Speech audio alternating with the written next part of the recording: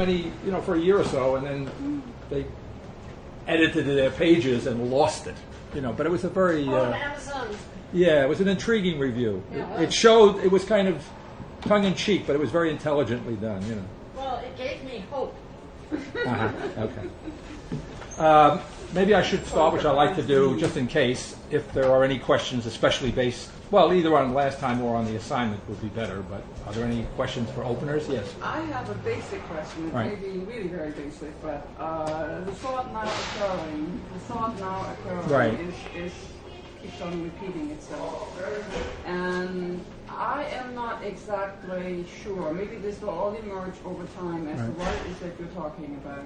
Mm-hmm. But I'm stumbling over the thought now occurring. Like, okay. What is it? Okay. Well, it's interesting. Is it postmodernism? It's like, are we participating in this thought now occurring? Is it just you? And even though you say it's it's all of us together, mm-hmm. but nonetheless, it's like I like a little bit of greater capacity to grasp it. Mm-hmm. Okay. Well, of course, in a certain sense, if we're able to do that, might take some time. But to try and shorten it, first of all, I'm more tempted, although I don't think it's wrong to say the thought now occurring, but I think it's better to say the thinking now occurring, which emphasizes a little more of what I think. Yeah, it's not, especially in English, a thought can be a kind of a dead notion. So yes, thought, but in a very active sense. So like thinking. And then what's implied by what's understood, what's implicit in that notion, is that there is a form of thinking now occurring that previously did not exist. So there is a new form of thinking which is now the thinking now occurring has a new form. I would say maybe, I don't know if this is helpful or not, a completely new form of thinking.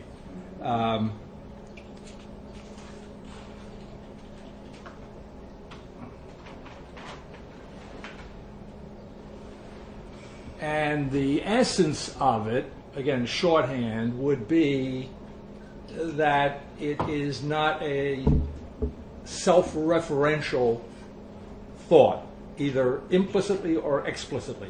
So the big picture assumption is that, for example, Aristotle is not a representative, obviously, of modern self-consciousness. On the other hand, I think what the book says at some point, if it hasn't already said it, is that Aristotle's thought, while it is not self-conscious thinking, nevertheless, the self-consciousness is implicit in Aristotle, right? In other words, the difficulty that what I was trying to point to last time, a difficulty which we don't want to erase in Aristotle or explain away, is that the divine mind is thinking itself, but that thinking is wrong. It's knowing itself, you see? It's knowing itself, and the knowledge of itself is not a consciousness of self as over against anything else, including the universe. Right? So as difficult it is for us, who have been brought up in 1,000 years of growing self-consciousness, to try and take that for what it is or what it suggests, nevertheless, that's what I want to say about Aristotle, that there's in that point of contact between the knower and the known, there is no space. You say it's completely closed to consciousness, but its closure to consciousness does not suggest, in an Aristotelian context, that it is anything but mind, pure activity, so perfectly absent any potentiality, you see, that it is exactly what it is to be eternal, to eternally be beyond time and consciousness, and therefore, in an Aristotelian context, beyond time and reason. But since we're starting there, using Aristotle not as the first philosopher, first thinker, but as a kind of epitome of the Greek consciousness that we do understand somehow or other to be at the root of our Western philosophy, what we're saying is that we're starting with Aristotle's being, as it were, before self-consciousness. nevertheless, the potentiality for self-consciousness is still there in Aristotle. What's new in the thinking now occurring is that we will have gone through the history that was pre-self-consciousness, self-consciousness, and now we're into something that would have this much abstractly, formally in common with Aristotle, that it essentially doesn't know anything about self-consciousness, do you see? Except that now, for us, it's in the past. The self-consciousness that followed Aristotle cannot follow the thinking now occurring. We've done it. We've been there. We've done that. Okay?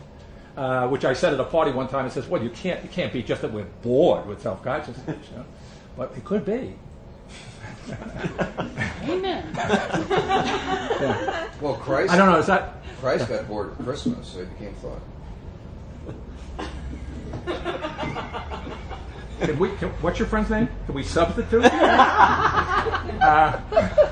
That way we keep this. For another chair. Well, in a certain sense, Christ has become thought, except that's a little bit too easy because the Christ who has become thought is already the Word that has become flesh. So, in other words, you can't skip over Christmas. All right, you can't skip over Christmas, but yes, there might be some tentative point to saying that Christ has become thought. Yes, that's all right. But the point is, how is that possible? He has not become thought without a transformation of humanity, of human thought. All right, or the thought that Christ has become is going to be a human thought, which could not be occurring if there hadn't first been a Christ of Christmas. Okay, were you going to? Yeah, I wanted to just continue with that. So, when Aristotle's thinking was occurring, that would be the thinking now occurring. Then. So my question is about the word now. Yeah, well, it's interesting that you say that. I think Aristotle was a big now man. I think that's very true. I don't know that he emphasizes it because he didn't have the issues that we have. Yes. But yes, you can see it most clearly in Aristotle's Ethics. But it's characteristic of his thinking throughout, but it's a little more tangible in his ethical treatise. Because in the Ethics, Aristotle doesn't write a book of casuistry. He doesn't write a book telling you what to do in every situation. He gives you basically a general rule for virtue. And virtue is, without going into all the psychological elements that go into a virtuous act and distinguish us from the animals, right? Because we're rational. But as a practical matter, what virtue is avoiding the extremes, right? And that doesn't tell you. I mean, so that's the rule. But what is just the right amount of anger to have in the face of this particular injustice cannot be determined except in the now, and in the now, therefore, always by an existing individual person. You see, therefore, I mean, if he were John Dewey, it would be a kind of situational ethics. You see, but it doesn't have that flavor. It's a whole other universe, right? But the notion that you must be in the situation to properly address it morally is at least an American late modern analog to the Aristotelian notion that reality is always occurring now, right? Now, this comes up again indirectly when we get to Thomas Aquinas, which we're kind of doing, but I don't think it comes up in this chapter. At least I don't remember it, even though I prepared. I don't remember it, so I think it's not there. But it comes later on. We go back on Aristotle later on in the book. On Aquinas and Aristotle. When Aquinas thinks of the divine mind, the divine intellect, whatever, when he thinks of God as an eternal or being in an eternal now. See? Now, the point would be, in Aristotle, that makes no sense at all, right? Because now is a measure of time.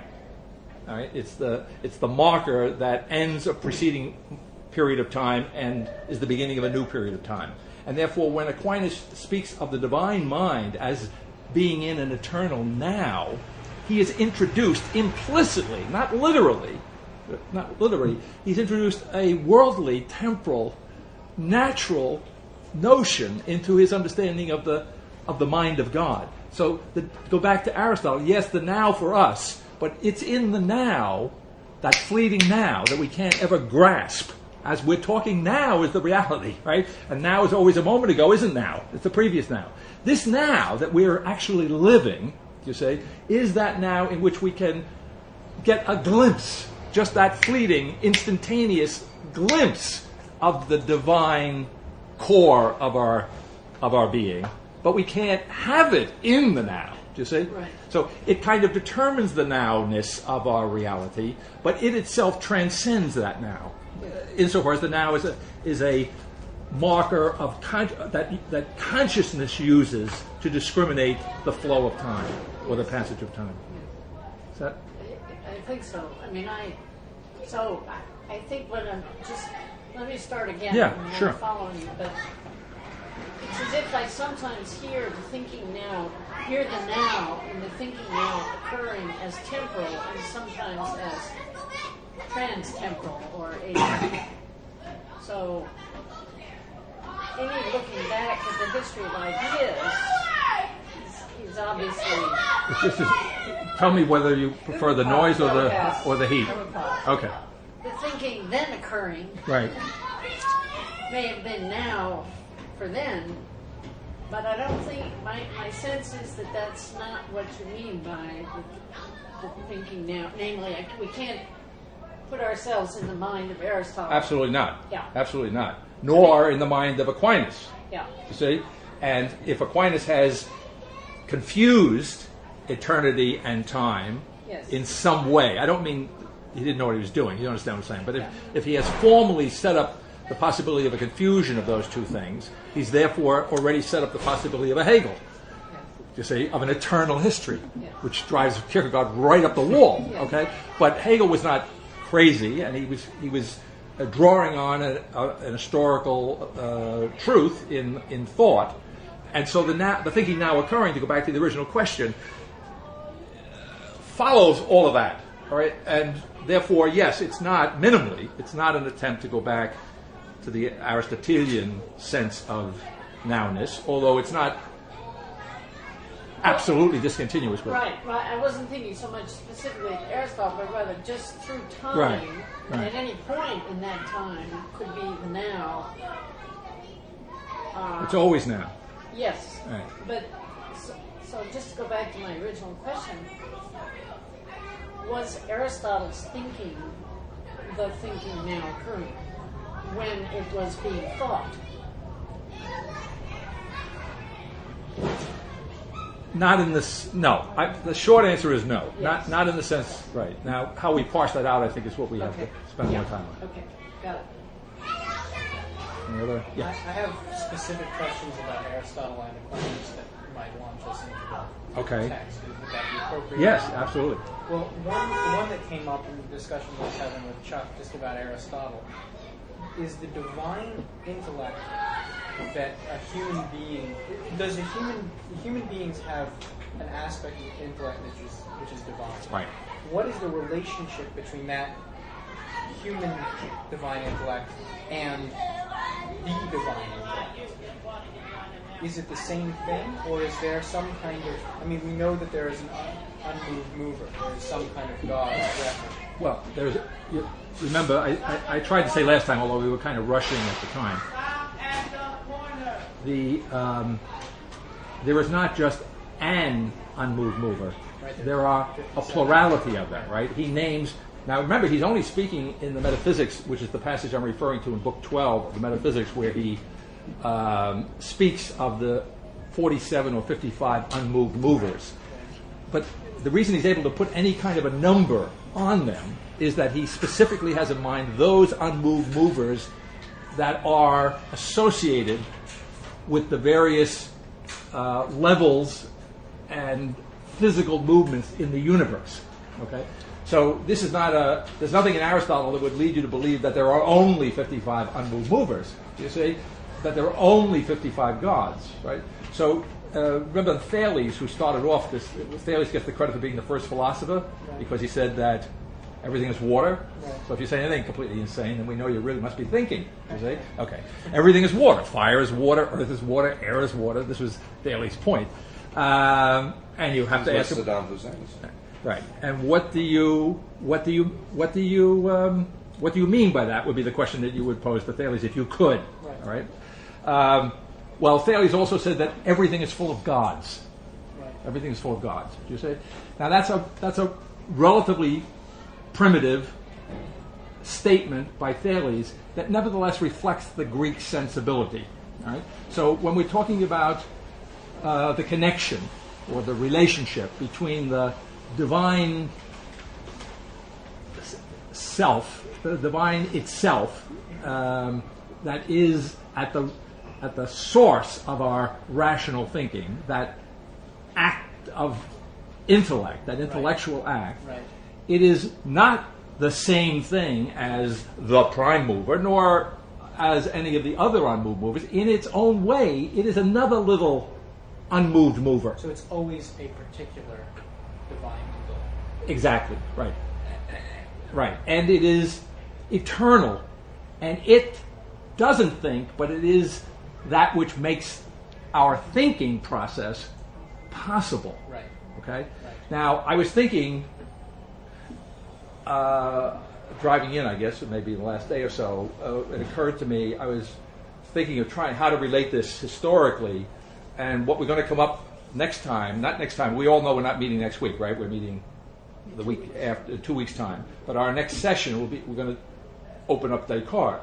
And by Descartes' time, thanks to people like Thomas Aquinas and medieval thinkers, Descartes just takes for granted that there's such a thing as what he calls the natural light of intellect.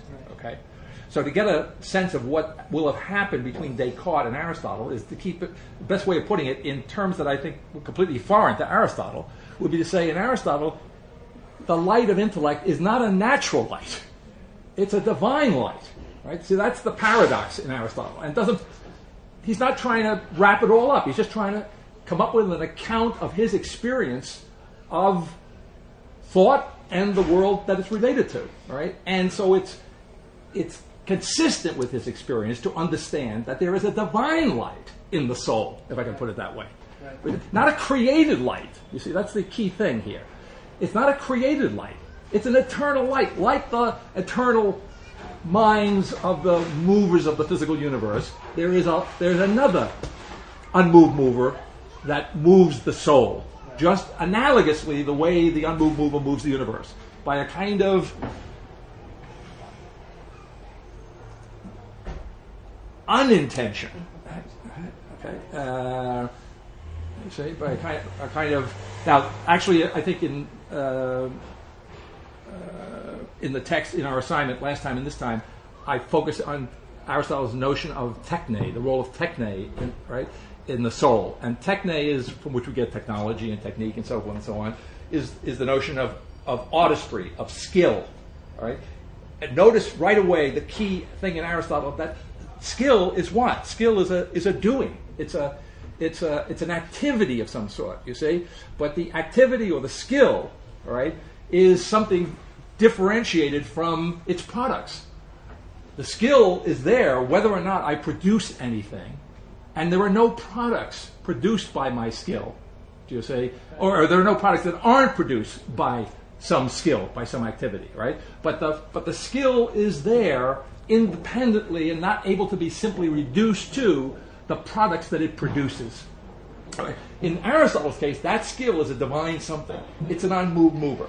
It transcends the reason, right? And reason is somehow or other its doing, you see, but not its, if I can put it that way, not its being, right? And that being is eternal. So there is something in us that's eternal. It's a very small part, as it were, of our soul. And so Aristotle asked himself the question whether or not the soul is immortal, which he well could ask because Plato was going around saying the soul is immortal. All right? And Aristotle says, well, that's a tough question. It's a tough question for Aristotle because what he understands by the human soul, qua human, is that it's a rational form which presupposes some divine element, but which is not simply equated with that divine element. So when he thinks of immortality of the soul, it's a question how much, as it were, of the human soul survives death. Certainly that part which is indestructible and eternal survives, but in what sense is that the human? You see, in what sense is that the human soul? Right. Because it's not, in Thomistic terms, it's not a natural light. It's a divine light, and if it's divine, it always is. Does that make any sense? Yeah, so, but it's not very satisfying in the sense that, well, there you are. I mean, it'd be nice if we could say that man is just a reflection of or something. well, that man is either divine, simply divine, which is what Hegel really wants to say in some sense, some important sense, or that man is just a more developed ape or whatever you say. Aristotle is not going to make that choice. He doesn't feel the need to make such a choice. Let me go into the text here just to make the thing more problem. On page 50, backing up a little bit into Aristotle, which will actually help us pin down the difference from Thomas. We didn't get to this passage last time. I think I hit a couple of the central ideas in Aristotle, but on page 50, there's another one which I think is even worse, a real problem, and that's starting in the top line. Mind in the passive sense is such because it becomes all things. All right, so the human intellect, the human reason, qua human, right, or human mind. However, we got a semantic problem here. Could you give, just for my sake, the Greek terms when we're saying mind, intellect, reason?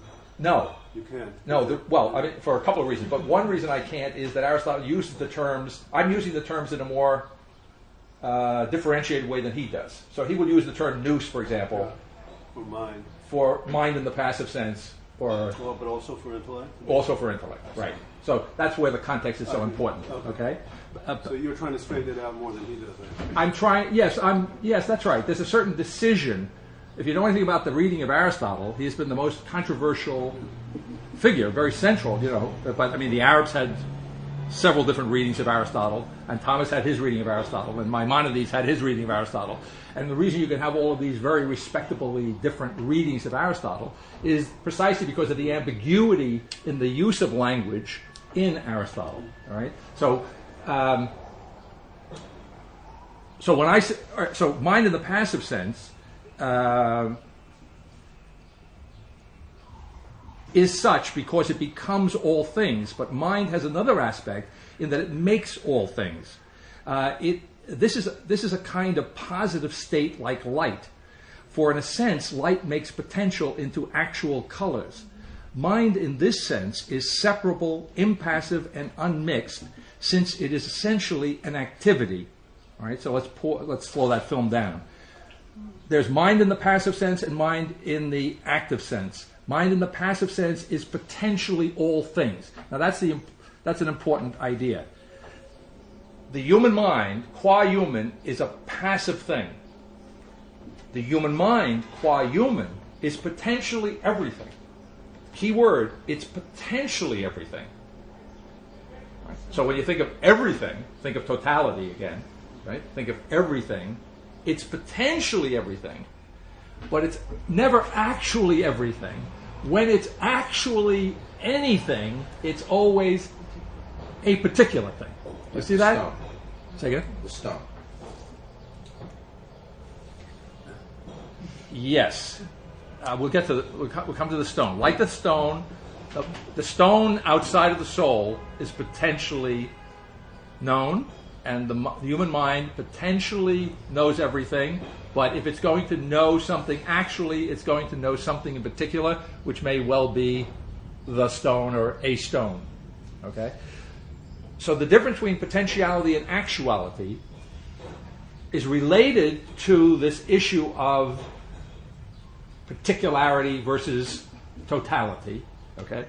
And while there is a level of universality, a level related to everything, a level related to the whole of things, right?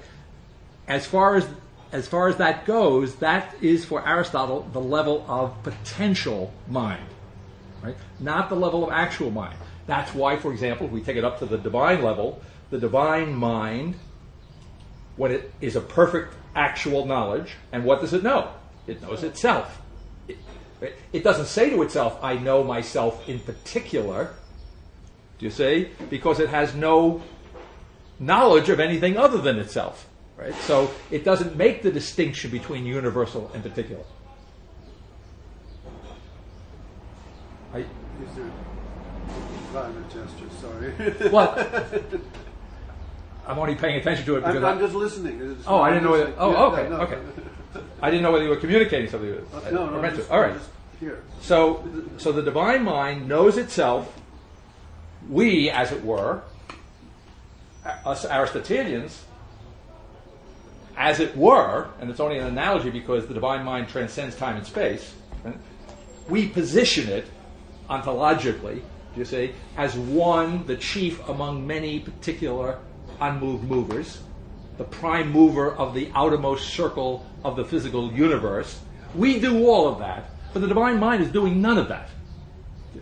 Okay? So is it a particular? Well, to us it's a particular mind. It may be the most glorious, the most perfect of all the particular minds in reality, do you see? But it is not for itself a particular. It doesn't make that distinction between universal and particular, because universal and particular is a logical distinction. It's a distinction that's made in logic. Do you see? It's made by a mind that possesses a logos, a word, a reason, a reasoning power. Right? So in that sense, we never penetrate into the nature of that divine mind, except to describe it in effect negatively by saying that it has no potentiality. It never came to be that identity of knower known. It is that eternally, and therefore it does not distinguish itself from other minds. All right, so to go back to the human implications of that, however, since we do have a particular divine light in the soul without which we couldn't reason, okay, that has to be distinguished from the reasoning power, right, which distinguishes the human soul from other animal souls, okay, as active is distinguished from passive. So the human mind qua human, see, you go back to what I started, right? It's both divine and human. Sorry. Right? But qua human, it's what it makes it specifically different among the animals is that it is a rational intellect, right? Powered, as it were, energized by a divine element, right? Actualized by a divine element. But qua human, it's a rational thing, and as such it's passive and able to know everything, but actually knows what is able, all the things that it's able to know, only one at a time, only in particular cases. No, but in this identification with the thing that is known, it only knows it qua species. This is the problem. Yeah. Okay. So let me. I want to answer that question, but I want to do it in the context if I can. So mind, in this sense, is separable, active sense, impassive and unmixed. Pardon me. Yeah. Since it is essentially an activity, for the agent is always superior to the patient, and the originating cause to the matter. Actual knowledge is identical with its object. Now, this is the problem. I mean, this, or at least this is the line, which I think is the problem, or addresses, or at least is profoundly relevant to the question you just asked. What is the mind knowing in the act of knowing when it knows its object? Right? Even right? The divine mind, it's simple answer itself. But it's not a simple answer with the human mind, because the human mind is in contact, unlike the divine mind, because of its specifically rational nature, it's in contact with other things. All right? So what Aristotle says is that it is kat en ergaion, according to actuality, knowledge is auta to pragmati. It is identical with the thing. To pragmati. Now, pragma means thing. All right, the translator here, I think, that I'm using, uses the word object. So Aristotle says the human mind, qua actuality, when it knows, okay, is identical with the thing.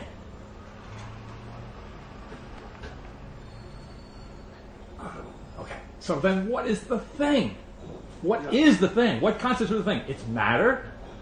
It's species? Composition of matter and form in some Well, sense. right, But exactly. What sense? Exactly. In the sense that there is no composition. This is what I was saying last time, in the last half hour.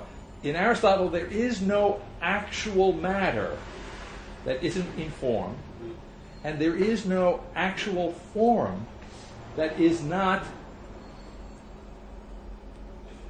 And man- active. That is not active. In other words, it's not. There's no form. There's no real form in Aristotle that is not the product, for want of a better term. This is a very, very dangerous term. That is not the work of an activity, of a skill, of an energy of some sort. You see? All right. So at the level of the energetic mind, the active mind, right? That identity with the object takes place. So, is it an identity with the species? Which I think was your question, right? Well, yeah. No, What?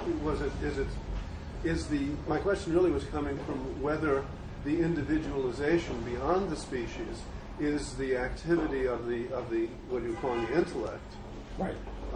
which is what I thought. If that's you the were saying. question. That's the answer. The question. answer is yes. Yeah. And then we have essence. We don't have essence before we have the intellect. But is the intellect bringing out of the matter its form?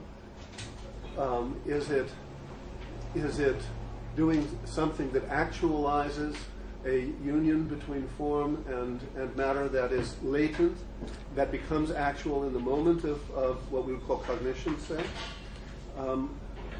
And at that moment, the substance, which is the composition of matter and form, becomes essence, and now subsists for intellect in an eternal prospect, Identity. an eternal identity. An eternal identity. But now you say the intellect. This is the real question: whether the individual God, that is the human's intellect, not the prime mover, is that intellect also only self-thinking, or Yes. is it? Yes. It still is also only thinks itself, even though it itself is the thing that makes it possible for human reason to perform this act by which the inherent form in the matter transforms a latent identity into an actual identity. Yes. Last time we read the passage from Aristotle in which he speaks of the scientific mind, which is actualized vis-a-vis the non-scientific mind, but in its own way still potential, because then the mind is has the potentiality of thinking itself. Do you see? So the ultimate act of knowledge is like the divine mind. It's a little divine mind. It's another divine mind. A knowing of itself. All right? Now, I think the problem for us is that we live in a universe, I don't mean just a physical universe, but an intellectual universe, in which we have the notion that somehow the matter has a life of its own, and forms have a life of their own, and so forth and so on. Right? What I'm saying is that what is the difficulty in Aristotle is that he understands that in that highest act, which in a certain sense is the ultimate cause of the information of matter and the ultimate cause of the composition of matter and form, at that point of the actual causality, right, the matter and form, as it were, are completely subsumed by what I think we're referring to here as the essence of the thing. Right? The essence of the thing subsumes or includes, in some sense, matter and form. And you say, well, where are they? Well, it subsumes them as their actuality. You see? It's not like they're there and how do I stuff them into this little essence that I can't get my hands on, because they're not there actually ever. They're only there potentially. So the problem is so they are to begin with, they are subsumed in essence. See, in other words, Aristotle begins at the end. Actuality precedes all potentiality in reality. Aristotle concedes that in our everyday experience, potentiality precedes actuality. I'm potentially a great opera singer, but it'll take another 10 years. Okay? But that's the way we see it through the temporal lens. Right? The lens through which Aristotle is looking at this ontologically, the ontological lens, as opposed to the natural lens, you say, the lens of nature, nothing can come to be that isn't already actual. So to use the distinction between development and evolution, right? In Aristotle's universe, there's development. I mean, in his natural universe, there is development. Things develop. They develop within the limits of an essence. They unfold. Right. They unfold, but they unfold only because there is an end toward which they are unfolding, and that end, we would say, in modern jargon, we would say it's predetermined. Aristotle doesn't quite think that way. All right, predetermined, but it's predetermined in the sense that if there isn't chicken and the egg, the chicken came first. Aristotle doesn't have any doubt about that. If there wasn't the species chicken, none of these things would come. None of this matter would come to be a chicken. Chicken comes before the egg. Chicken comes before the egg. Right? Okay. So the act of knowing, even though because we cannot think of knowing without thinking of thinking, the act of knowing comes before thinking. Now this is a Platonic thing that's become a real knotty thing in Aristotle, but I'll show you the easy version of this in Plato. The easy version in Plato is that all knowing is remembering. Okay? Plato's mythological version of this is learning is something that occurs in time and space, and we learn, it takes us years to learn something or other, right? But for Plato, strictly speaking, all of our learning is just a remembering in the course of time of what we eternally know as a disembodied or pre-embodied, eternally existing soul.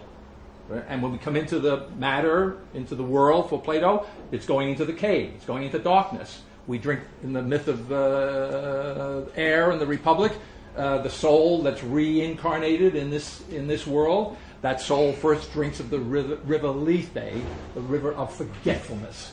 Right? So yes, we appear to be very ignorant, and we're in the process of learning things, but we know everything eternally. Otherwise, we couldn't be learning it, and we're remembering it in Plato. Well, that Platonic notion, in a much more sophisticated and psychological way, is what is driving Aristotle's understanding of the operation of the human mind. Right? The act of knowing, strange as it seems, see, it's a little easy to take in Plato's myth, because it's a myth, and it's a nice big picture, world picture, and so on. You know, you can see the souls coming and going, and so on. But Aristotle has brought that myth down to earth. But he is saying that the act of knowledge, if I didn't already eternally know, if my mind wasn't identical with itself, at least in some small part, there would be no way that I could do any thinking. That's where he's at. So let me come back here, because this passage... Before you do, okay. Did I hear you use the phrase information of matter? I might have. Yes, he did say that. Yeah. I don't remember. There was a little hyphen between the in and the for. Oh, of course, naturally. Yeah, okay. We allegedly live in the information age. Right. Are you? Was that an accident, or is that? No, it was an accident. It was not intended. Could be the thing now occurring. It had nothing to do with me. Is there any validity to that? Is there any way that we? Well, I think there's an interesting analogy since you bring it up. I mean, you heard that? That's interesting. You heard that, right? Well, he said it. Inform. The form goes information. It wasn't a time. Now, I was just wondering if that's some kind of essential. What's the word I'm thinking of? Root of words?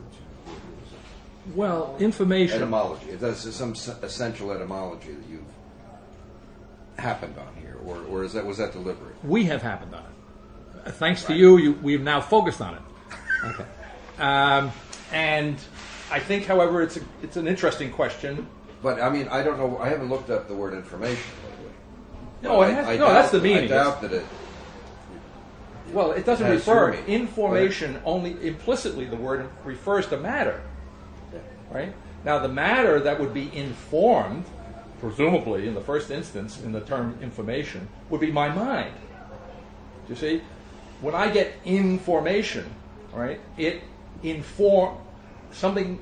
I learned something that informs my mind, and that is a very Aristotelian notion. But now the connotation of the information age, or information as we use it today, is not identical to what Aristotle was talking about, but certainly it is related to it. And I would say one of the analogies would be what? That we now speak of information as power, right? It used to be what? Guns and then money and so now information is really wealth. Well, the question of information in the more abstract sense brings back all of these questions to relevance and has to be completely rethought new. That's part of the thinking now occurring to do that. Okay, all right. But not because of the etymology and the history of the word information, but precisely because of its transformation into something that's quite different from the ordinary sense of information at all. Okay, all right, okay. Coming back to page 50 a moment. Potential is prior in time. Well, I've already anticipated this, but here it is Aristotle saying it. Potential is prior in time to actual knowledge in the individual, right? But only in time. But in general, it is not prior in time.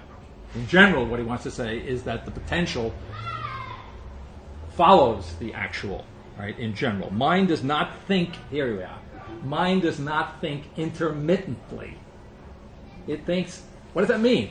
What he says in the Greek, it doesn't think now it does and now it doesn't. That's what he says. It doesn't think at one time and at another time it doesn't think. It doesn't think intermittently, the translator says. It doesn't think intermittently. It thinks always. It thinks not all the time, but it thinks eternally. It's always thinking it. It's you could say, go back to the earlier questions, for the mind it's always now. You see? Okay. But in that sense, the mind, the now precedes, ontologically, is prior to time. Okay. Mind does not think intermittently. When isolated, it is its true self and nothing more, and this alone is immortal and everlasting. Right? Well, we do not remember, because while mind in this sense cannot be acted upon, mind in the passive sense is perishable. Here you can see the influence of Plato. And without this, nothing thinks. Right? End of Aristotle. The first thing to be noted here is that intellect, active mind, is related to reason, passive mind, not as form is to matter, but precisely as skill or techne is to matter. Intellect brings reason's forms into being, therefore it is not itself a form of reason, it is not matter acted upon. Also, which also goes back to the notion of sufficiency and self-sufficiency, and the notion that I referred to in Plato of the created living animal that the universe is without limbs. It's without, we might say, an environment. It cannot be acted upon, nor does it act upon anything beyond itself. And in that sense, it's whole and complete. Right? So that portion of the soul, which is prior in general to the potentiality of the soul, right, is whole and complete in itself. And that's another way of saying it doesn't, or another way of saying, or it's a consequence of saying that it doesn't act intermittently. Right? Also, it is not a form, because it would then be a form of forms, a redundant magnification of reason, or what is the same thing, an efficient cause. So again, the divine causality in Aristotle is not an efficient causality, it is a formal causality. It moves not by doing something to something else in any active, positive sense, but by attracting, by, as it were, inspiring, by an attractive by some sort of attraction, a beloved attraction, as he says, the attraction of the beloved, inspiring or provoking movement or sustaining movement in things other than itself, without doing so deliberately or intentionally. You know, I think there's something important about unpacking the metaphor of the erotic here. Okay. Because I think our sense of the erotic reduces that back to some kind of efficient cause. That is to say, there is pheromones, or there is an attractive image that's repeating some mother's, whatever it is that's the actual mechanism of the erological event. But I think the important thing is that he is making it's a metaphor here, and it's to actually peel apart what's meant. It's a little too easy. I mean, you say, okay, right, I got it. There is this intellect which is sitting here, and things happen in the mind because they're attracted to it. And actually, that's bringing it back to the level of an efficient cause, rather than to nailing it in the primacy of the question of potentiality and actuality. That actuality precedes potentiality. That there is a telos and an arche. And that the arche is the definition of that which is arrived at in the telos, that is spelled out in time, but actually isn't situated in time. Okay. So that the way in which the potential in time moves towards its final destination is like the way the lover moves towards the beloved. Okay. In the sense that there is that movement, but that is not an explanation for it. It's more that the reason that the lover moves towards the beloved is because there is a kind of actualization of a potential in that case too, right? Right. Yes, I think if I understand you correctly, I think that's correct. That is, again, Plato has another myth in the Symposium. I think the myth of where sex came from. Right. That's the Aristophanes story. Yeah, right. He's going to correct it. Right, and it's a division, all right, and the sexes are attracted to one another because they were originally one whole. Again, the whole, the idea of sufficiency, the idea, see, for the Greek, for Plato or Aristotle, all potentiality is an insufficiency, right? But the potentiality, Plato's myth, again, is helpful because Plato starts with the whole point in Plato is that you start with a whole that is then divided. And all of the activity of the lovers is to reunite themselves in that original wholeness, right? So there again in Plato, you see the wholeness, the actual that which is the end, the goal, the telos, right, was there to begin with, and it is all the activity is an attempt to arrive at what is prior to the activity that is attempting to arrive at it. All right. So eros has the connotation of incompleteness, of insufficiency, of a deficiency in being. So if I say to one of my children, gee, you have a lot of potential, they should feel complimented. But if Aristotle said to them, you have a lot of potential, they should feel somewhat humiliated, right? The less potential you have, the better off you are, right? So it's the realization that the goal. Again, this is a change in our sensibility, a profound change in our sensibility, right? Motion motion takes place because of a potentiality, because of an insufficiency, because of some lack of, some need for actuality, you see. It is not certainly in and of itself anything in and of itself as such a good thing, except perhaps as the attempt to arrive at the good. Right? So we start with the good. Another way in which we can understand the unmoved mover for Aristotle, certainly in an ethical context, but in any context, it's the good. Right? It's the end for the sake of which everything that occurs is occurring. Right? Everything attempts to be what the good is. Everything attempts to be. By the way, the Greeks, in that sense, are optimistic. Plato's Republic is very interesting. You read Plato's Republic; it's kind of a dire picture. And it's so bad, with the corruption of the state and so forth and so on, that Plato has to take a little time out, I think about 3/4 of the way. It's been a while since I read the text. But about 3/4 of the way into the Republic, he says, by the way, I've been telling you how bad things are, but you have to understand that in general, things are good. Just say, in other words, because Plato like Aristotle, or Aristotle like its master, might be more right. That the world starts in goodness. It starts in actuality, right? And anything that departs from that presupposes it.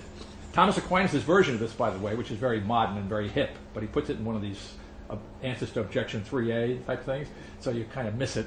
Thomas Aquinas' version of this is the argument that people make against the existence of God. There's so much evil in the world, how could there be a God? And Thomas says in a very 20th century way, if there is evil, God exists. There's the proof. If there were no God, if there were no pre-eternal goodness, how would you recognize evil if you fell upon it? You wouldn't have no sense of evil, you see, if good was not prior. Right? So in that respect, Thomas is still a genuine Aristotelian, a genuine traditionalist. Okay. All right. Let's...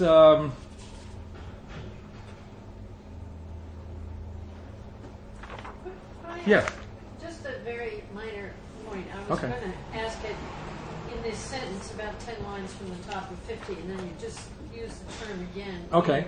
In general. Potential is prior in time to actual knowledge of the individual, but in general it is not prior in time.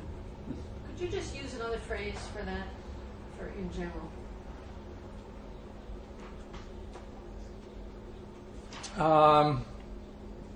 On the whole. Okay. On the whole. Okay, got it. I don't remember what he says himself. Yeah. But that's the idea. Yeah. Okay, got it. Which maybe I can do a little digression there because it's relevant. We are so much conditioned by our uncritical acceptance of the language we use, right? Yeah. So,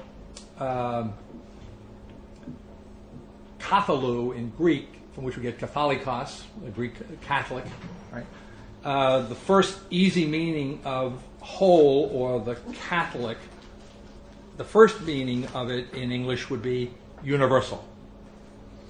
But Quintilian, who was a Roman grammarian, he was the Noah Webster of his day, among other things, when he went to translate Catholicos into Latin, he found that in order to get the Greek meaning of Catholicos in Latin, he needed to use two words, right? Naturally, he used universalis, universal, but he also needed to translate it with perpetualis, from which we get our English. It's a little misleading now. We get our English perpetual, right? Well, but perpetual, break it down a little further, per peto, to seek through. The notion, the Greek notion of the whole, the wholeness of things, is not simply extensive, universal. It is that. But it is at one and the same time, for want of a better, it's not at any time, you see, but at one and the same time, it is intensive. So it's this, see, I now can see the whole class, I can see the class as a whole. I can look straight ahead and everyone is in my purview. Right? Now I can see Todd and this growth of hair on his chin, some fine detail, and a certain variety in the coloration and so forth and so on. And I can still see Jim over there, kind of vaguely, right? And I have a sense of Nancy and so forth down there moving in a coat or something, a bag or something. She's doing something. But I have very little visual control over Ali at the moment, right? So now this is an intense inspection that I can do, but I'm sacrificing the extensivity of my vision, right? So the Greek idea of whole, and the only thing that's whole for the Greeks is the divine. Do you see? Now it gets obscured a little bit in Aristotle, but this is more clear in Xenophanes. Xenophanes was I should use this thing. Xenophanes was a pre-Socratic who said, that's an H. Xenophanes said that the mind of God is unlike the mind of mortals. He said that. He also said the body of God is unlike the mind of mortals. So you can see he's not an Aristotelian quite. But Aristotle and he are agreed on this point. Why is the mind and body of God unlike that of mortals for Xenophanes? because he sees as a whole and he hears as a whole. You see? But what does it mean that he sees and hears as a whole? Because, first of all, we see and hear in parts, and I just proved it to you. Not just that I only see parts, I can see the whole, but not in the Greek sense. See, I don't really see as a whole because in order to see as a whole, I have to sacrifice my grasp of the particulars. Okay? So in the divine, one of the reasons why the unmoved mover doesn't think of himself as the big cheese in the ontological universe, the reason he doesn't compare himself to others is that he doesn't, in the wholeness of that mind, doesn't make a distinction between the universal and the particular. That's exactly why it's intact. That's exactly why it's an integral being in the fullest, most perfect sense of the word. So later on, when you're into your cathalogically, you mean to import both that intensive. The and Greek that, term means both. Yeah. That's what it means. That there is a universal that is present in every particular. Right? You don't have the one at the expense of the other. Well, if you think about that, if you take it seriously, then why make the distinction?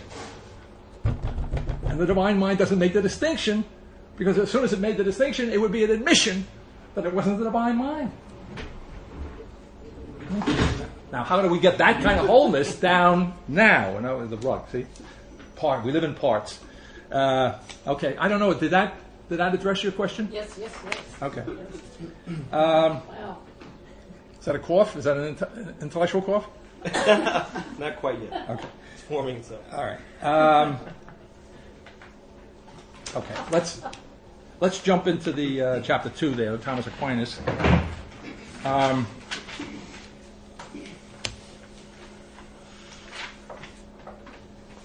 On page 54, I make the distinction between the law of contradiction and the law of identity,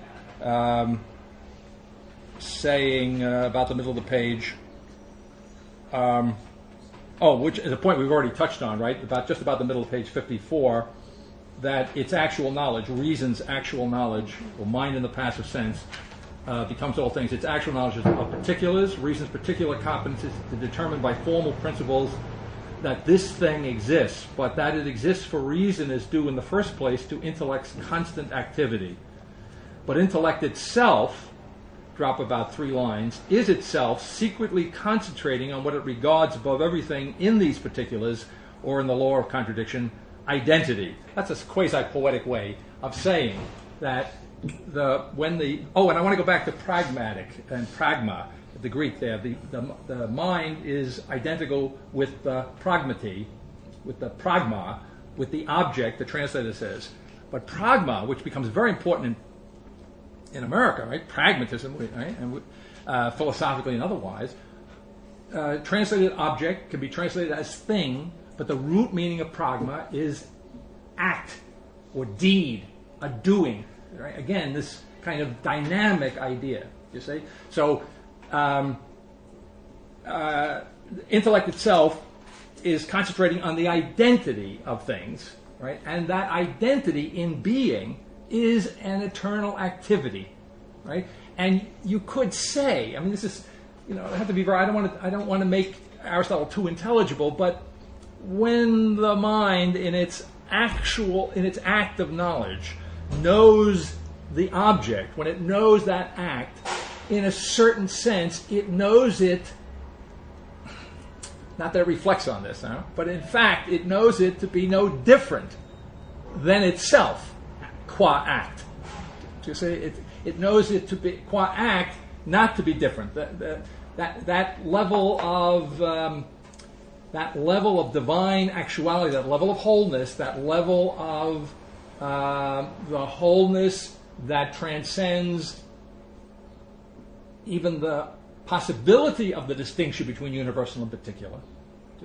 That's what makes it so difficult for us to understand how Aristotle could say that, okay? Because we have been conditioned to think that the divine mind, certainly in Hegel and Spades, makes that distinction as part of its intrinsic being, you see? And before that, there was introduced into the history of thought and the history of the notion of the divine mind this thing called the Trinity.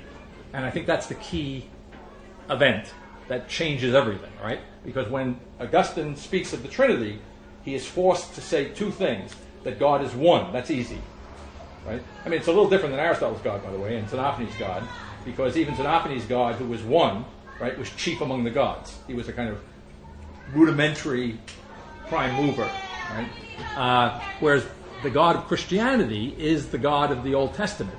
He is the God who is one in the sense in which there are no other gods to be had beside him. You see, one in a, if I would use Hegelian terms, kind of an absolute sense. All right. So when Augustine takes that one God, right, and tries to understand how that one God can be three persons, okay, he has all these problems to deal with, and he does deal with them, right? He denies that there is any difference, that these are the particulars in the Godhead, right?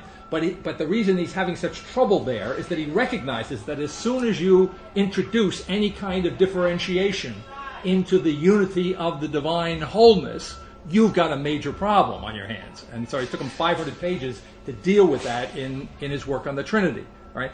So what I'm saying is, before we get to the impact of the doctrine of the Trinity on Western thought, we would not be surprised, we should not be surprised, all right, that the wholeness of the divine mind and of the divine element in human knowledge transcends altogether the distinctions that exist in the realm of potentiality, in the realm of motion, in the realm of time and space.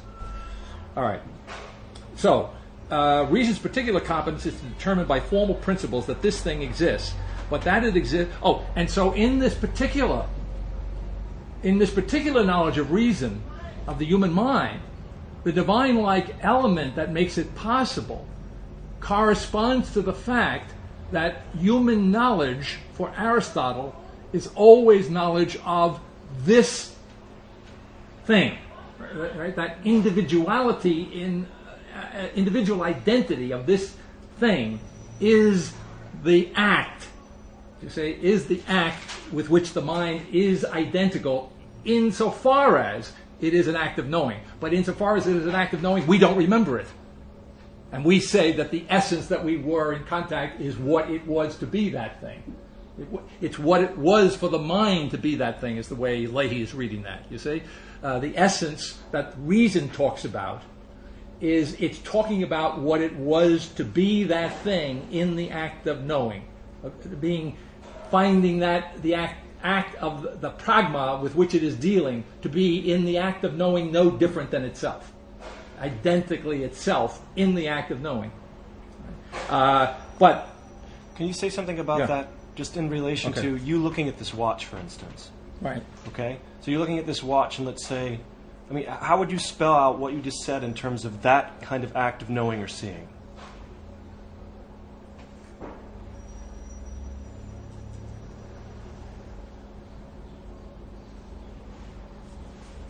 First thing that occurs to me, first of all, I don't know that that's an easy thing to do, because when I see this, I see an artifact, right?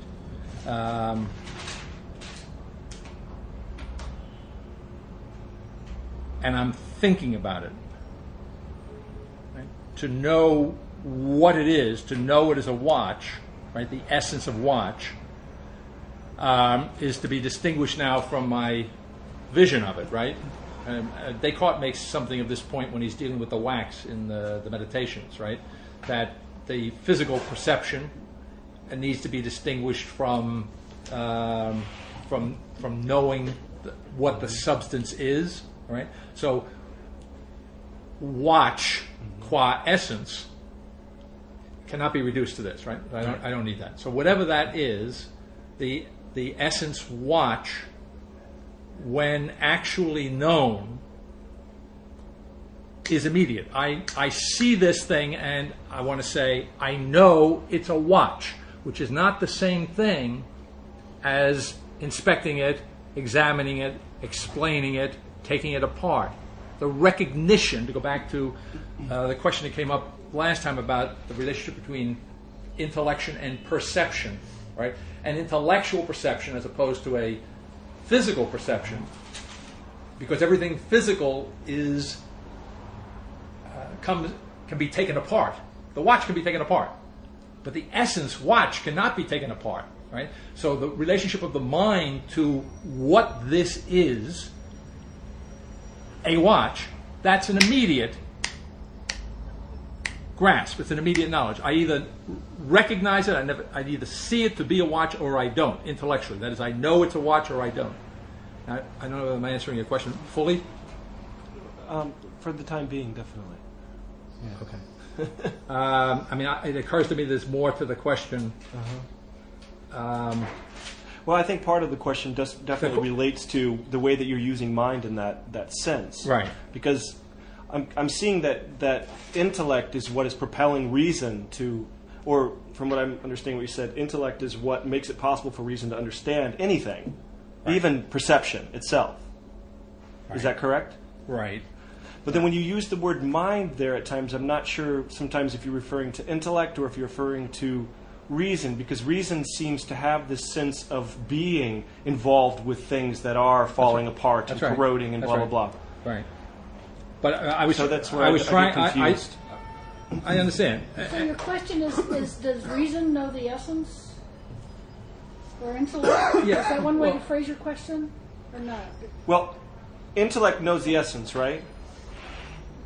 Well, intellect actually knows the essence, right. And reason potentially knows the essence. Okay. Potentially knows the essence. And it knows the essence as what it was to be, right? Exactly. But it doesn't know it as to be, exactly. Actuality. Okay. So it's always remembering it, right? It's never. It's actually like going back to the now. It's always every time I say now, it's already another now. So it's already in the past. Okay.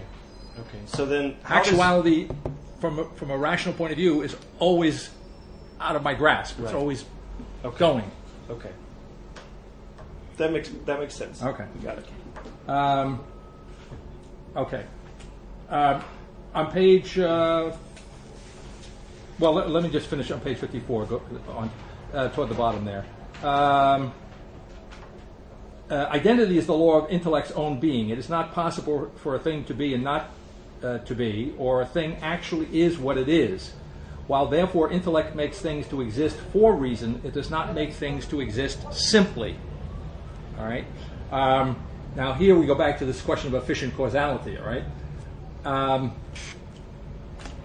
When we get to Thomas Aquinas, we have a God, and this is the originality of Thomas, his intellectual originality, which in a way intellectually is a major advance over Augustine. For Thomas, the divine mind is going to make things to exist simply to exist, right? Now, what that means, we'll have to spend some time on that. But the things that exist in an Aristotelian universe, insofar as they are caused to exist by the divine mind, in whatever area we're referring to, cosmically or psychologically, those things are not made to exist simply, but they're made to exist for reason. That is to say, to be made to exist simply would mean that their being, the being of, for Aristotle, it would mean that the being of the things that were made to exist simply was not an eternal being, right? If they came from another, if they did not have within themselves the sufficiency, the wholeness of being, right, the divine quality, you see, then they would, in and of themselves, they would be altogether reducible to non-being, right? But nothing is altogether reducible to non-being in an Aristotelian universe, neither the parts nor the whole of that universe in a natural sense. Everything, insofar as it is eternal. Therefore, nothing has been simply made to exist. It has been made to exist in a particular order of things, in a particular relationship to mind or to other things.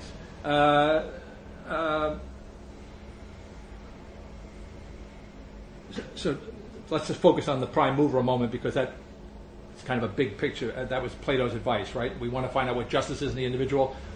Take a look at the state, because it's a big individual. That's the way Plato views it in the Republic. So take a look at the cosmos in Aristotle. It's analogous to Plato's analogy. It's a big intellect. It's a big rational animal. Okay, and at the prime moving position in this living cosmos is the prime mover, is the divine intellect, which moves by attraction, which does not move by any deliberate intention, and which has, now here's the point, and which has been in this relationship with this universe eternally. The prime mover did not create the universe ex nihilo, out of nothing, did not bring it into being, doesn't even know about it, let alone have any thought of bringing it into being. It has no thought that it exists. Right? It's just the way it is for Aristotle. And it's eternally the way it is, so there's no particular problem with that. Right? If to be real is to be eternal, and this is an eternal relationship between a universe and a prime mover, it's never been any different, and it will never be any different. There's no future for it. It's an eternal structure. Then the role of the prime mover is a particular role. In some sense, the prime mover is a part of this arrangement. He is the chief part. He's the most excellent part. He's the most real part. But nevertheless, he goes together with the universe that he's moving. He wasn't put together with it. There's no explanation here of how this came to be, because it didn't come to be. It's the way it is for Aristotle. It didn't come to be. Species didn't come to be. The relationship between God and the universe did not come to be. The relationship didn't come to be. Yeah.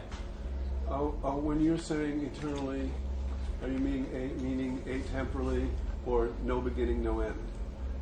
Or are you assuming that we've thought through the possible relationships between those two concepts? Well, I would say in Aristotle, eternally, meaning no beginning and no end.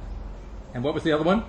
Atemporal. Atemporally. That is, in other words, yeah.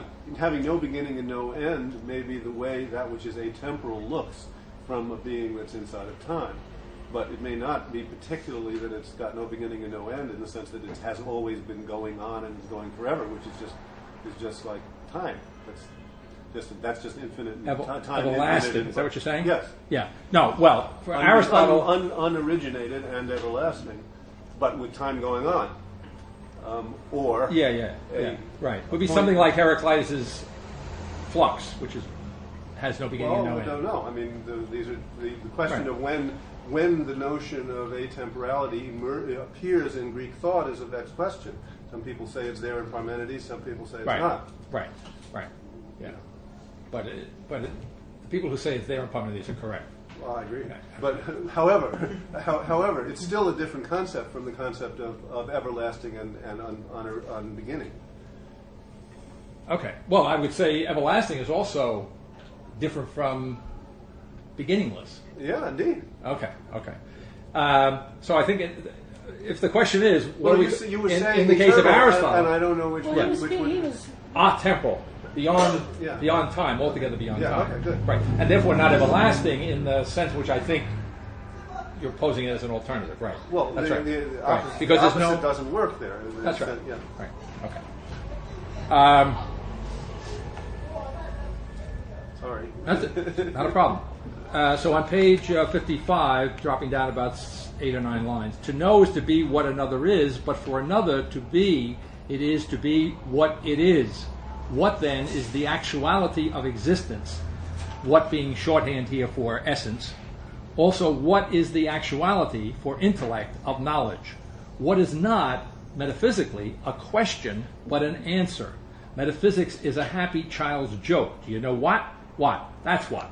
What is that metaphysical identity of an actual existent in what is known to intellect? What is the absolute limit upon which intellect stands? The law of identity is to intellect as the law of contradiction is to reason.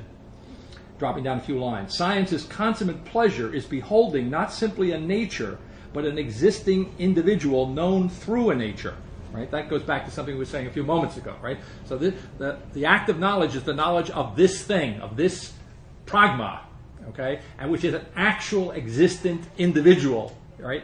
All of these words are a little tough in Aristotle, but it's a this thing would be an Aristotelian way of putting it. So this thing, in this situation,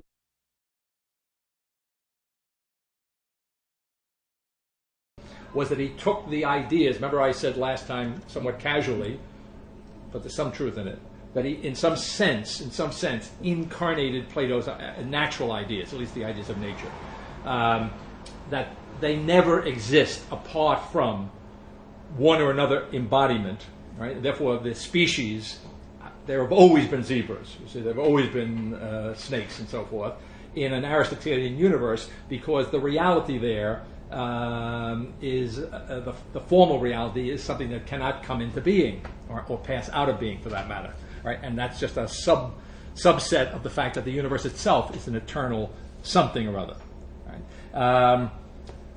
I was starting to say, but Aristotle's originality vis-a-vis Plato, on a number of levels you could parse this, but one of the most direct ways is that he took the forms of Plato, the ideas of Plato, and depending on how we're using the language, somehow or other you could say the essences of Plato, and he understood them in a way that he understands that Plato did not, that is, as causes of things, causes of the being of things. Now here, to fold this back on page 54, not causes of the simple being of things, do you see, but causes of the way in which beings are, causes of the forms of beings. Do you see that? The manner of beings, the mode of existence of beings, or whatever, or the relations of beings. See, but the causative role of the essence, the divine element in anything that actually is somehow or other that it contains within itself, as it were, the cause of its own being, and therefore there's no reason for it as such to have come to be. Okay. So everything in itself has within itself the cause of its own being. Right? And insofar as it has within itself the cause of its own being, to that extent, even if it's a very small extent, when we compare it in the natural panorama, to that extent it's something divine, or it has some divine root. It's very Cartesian.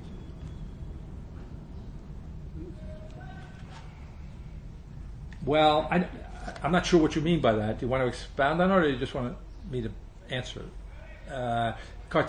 Well, to the extent that Descartes creates himself. Okay. All right. It's a good point for later on.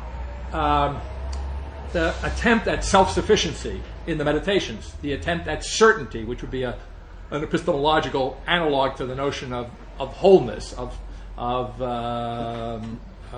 being secure within oneself, right? Being safe in making the epistemological judgments about my experience of the body and the world and so forth and so on. That attempt is an attempt at what analogously, at least formally, would be some sort of divinity. That's right. And that's an important observation, because maybe Descartes didn't get that. Descartes really didn't get that. He was very pious. If you read the Meditations, you take time out for a little prayer at the end of the third meditation. It's very nice and very relevant to what I want to say in a moment. I've already said it, natural light. So he didn't intend that, but Hegel got it. See? Hegel got it that if we take absolutely the self-sufficiency of self-consciousness, the seed of which is there in Descartes' attempt. It was a very modest attempt, remember, he left his faith on the doorstep, he left his morals on the doorstep. It was not a cosmic, unqualified attempt at self-sufficiency. It was not that, do you see? And so for a very, very, very well-defined scientific purpose, he wanted to have something like the security that the divine has, or more particularly, something like the security a theology has, as that science whose principle is the divine word, and therefore whose principle is certain, for Thomas Aquinas, unlike the dubious principles of the other sciences, right, which are all rooted in the defective human intellect by which we can understand the rational mind, to say, which is only potentially a Noah. Okay, that raises a whole other bunch of problems. Okay, well, Descartes blasphemed. Well, I don't. I'm not in that camp. I like Descartes. So did Christ. Christ was accused of blasphemy. Well, maybe with more cause than Descartes. Well, certainly with more cause. Yes. Right. Yes. Yeah. Okay. But so in that sense, I'm not accusing Descartes of anything. I'm just saying he's very Christian.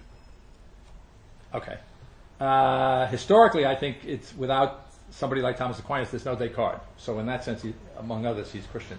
But he did not intend to make a comprehensive, to achieve a comprehensive self-sufficiency. Right? It was a very limited, if you want, very particularized intention on Descartes' part when he created a kind of universal principle for modern science.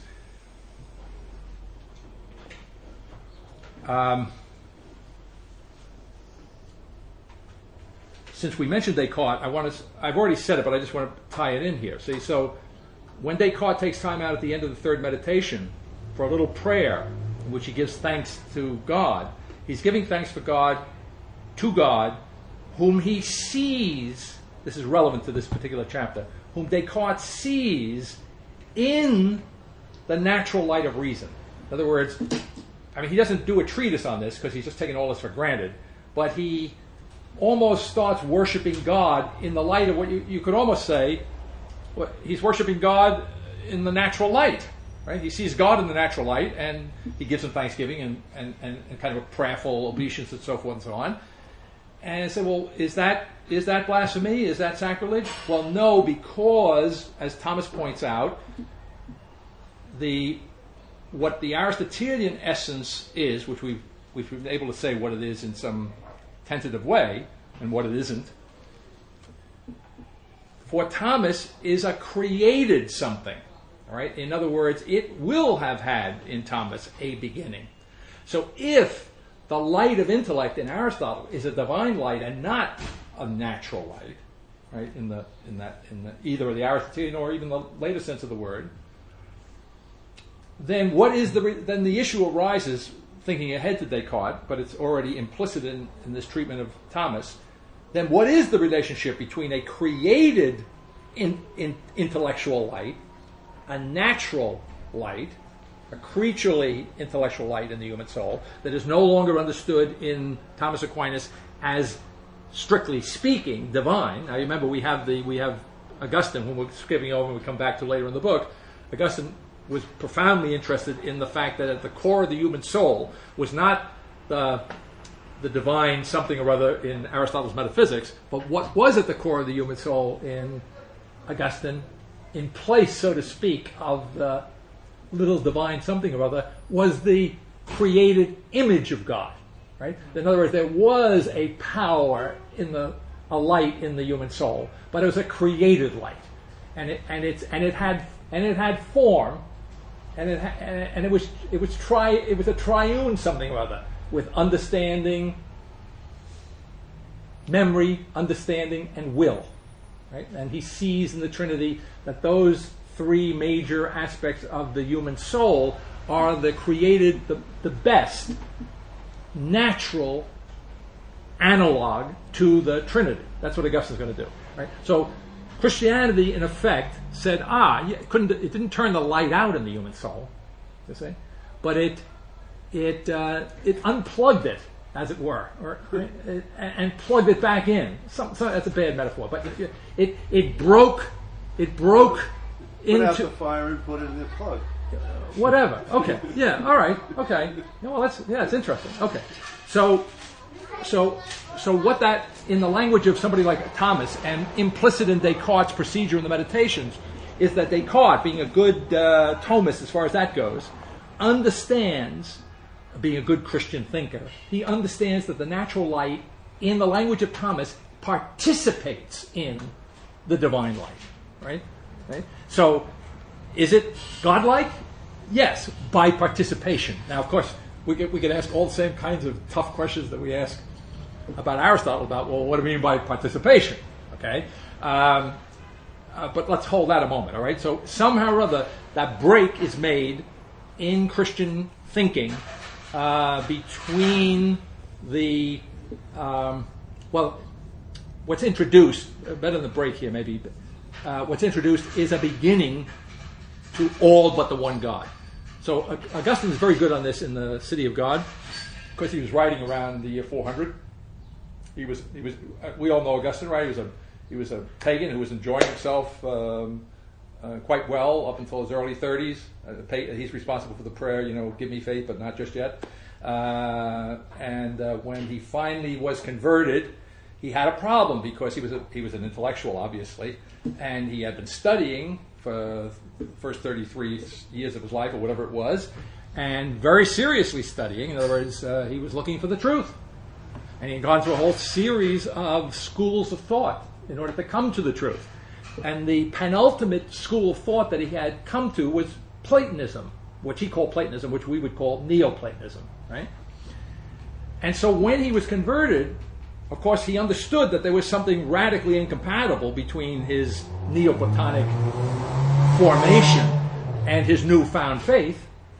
And he did his best to recognize the incompatibility in his writings, but of course he's very famous toward the end of his life for writing the Retractions, in which he went back over his earlier works and corrected himself, saying, well, my Platonism got the best of me at that point, right? Okay, so he was a very self-critical thinker, and also you see that Augustine was at the beginning of something. In other words, he wasn't Aquinas. Aquinas has got a manual, how it is, right?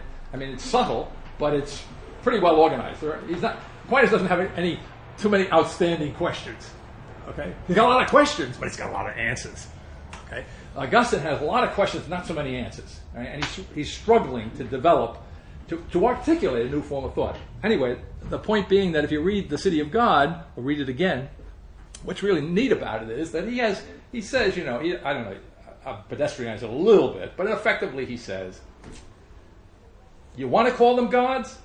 Hey, be my guest. I don't care what you call them, as long as you recognize that they are created gods. Which, of course, is not much of a concession. You understand? In other words, yes, there are what comes to be known later on in Western history as supernatural beings, if you mean by nature the natural universe. Okay, there are everlasting, indestructible beings, but they had a beginning. They are the creation of the one God. That's Augustine's point, right? So when the gods became created gods in Augustine, he was just articulating straightforwardly what is implicit in Christianity from the get-go, right? When they became created gods, the intellectual analog of that is that the little god in me becomes a created god, right? So put it a little less dangerously, becomes some godlike. And that's the putting out of the light for a moment there. The putting out of the light, creating a wiring or something like that, a connection. In other words, I am intelligent now because I am connected to God, and that connection is not accidental. It's not eternally existing. It's something that God brought about by a free act of will, by some sort of act of will. We might say decision, right? in eternal manner. Right? Okay, so back on page 55, toward the bottom 5 lines up. For Aristotle, essence is a distinction in being beyond nature. Thus, that particularity in being that informs the particularity of Aristotle's science. And then I quote Hegel. We've really already touched on this, Hegel's impatience with the particularity of Aristotle. Hegel says on page 56, in the Aristotelian teaching, the idea of the self-reflecting thought is thus grasped as the highest truth. See, notice, let's just slow that film down. Self-reflecting thought. Now that has a very different meaning to Hegel than it would have to Aristotle. Do you see?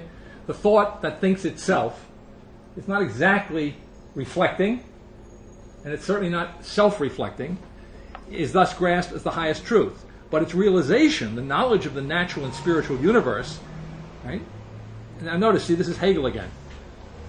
So Hegel is attributing to Aristotle the notion that the knowledge of the natural and spiritual universe is the realization of the self-reflecting thought that he takes the prime mover to be in Aristotle.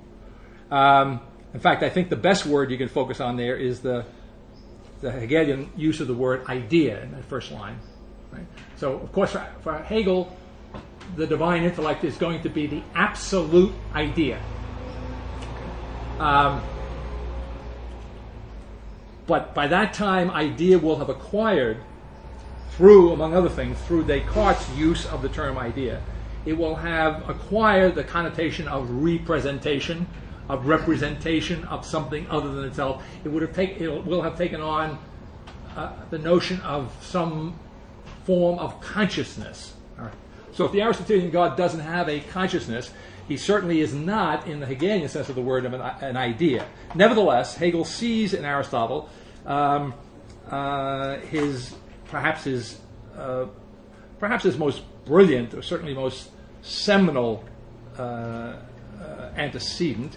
He thinks of Aristotle he thinks of himself, to get the flavor of Hegel, and he says this at the end of, he says it probably in a couple of places, but he says it famously at the end of the Philosophy of Mind, which is part 3 of the Encyclopedia,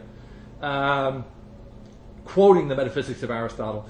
Hegel thinks of himself as Aristotle, as he says, more deeply determined, right? So Aristotle is kind of in Hegel's mind is kind of implicitly what Hegel makes explicit, what Hegel specifies. Not just Hegel, but what the history of thought has made explicit and specific and determinate, right? He sees as seminally present there in Aristotle. He reads it back, so to speak, in Aristotle. But even so, outside of that idea, what we have is a long series of particular conceptions which are external to one another and in which a unifying principle led through the particular is wanting. Now, I've already explained why that is, right? Because you can't be whole for Aristotle, Plato, Xenophanes, or any Greek worth his salt. You can't be whole if you're making the distinction between the universal and the particular, let alone leading back through the particulars to a universal or to a unity. All right. The highest idea with Aristotle, consequently, once more stands only as a particular in its own place. As far as that goes, he's right. Hegel's right about that. Right. To complain about it is a Hegelian thing to do. It's not an Aristotelian thing to have any misgivings about that in its own place and without being the principle of his whole philosophy. Right? All right. Dropping down a few lines. The systematic unity that Hegel seeks to complement what he calls the highest idea in Aristotle is missing precisely for the reason that even if God's identity could be preserved in his knowing other essences, which it could not for Aristotle, other essences would need to be comprehended through a natural medium such as simple being. But this is impossible, as has been indicated. Metaphysics did not finally achieve that systematic unity in Neoplatonism, but in so doing its metaphysical conscience understood the principle of the whole to be not a highest idea or self-reflecting thought or divine intelligence, but an absolute one prior to, beyond divine intelligence. There's a lot there. Let me say that one way of understanding the history of thought, to make it a little easier, it's a dance.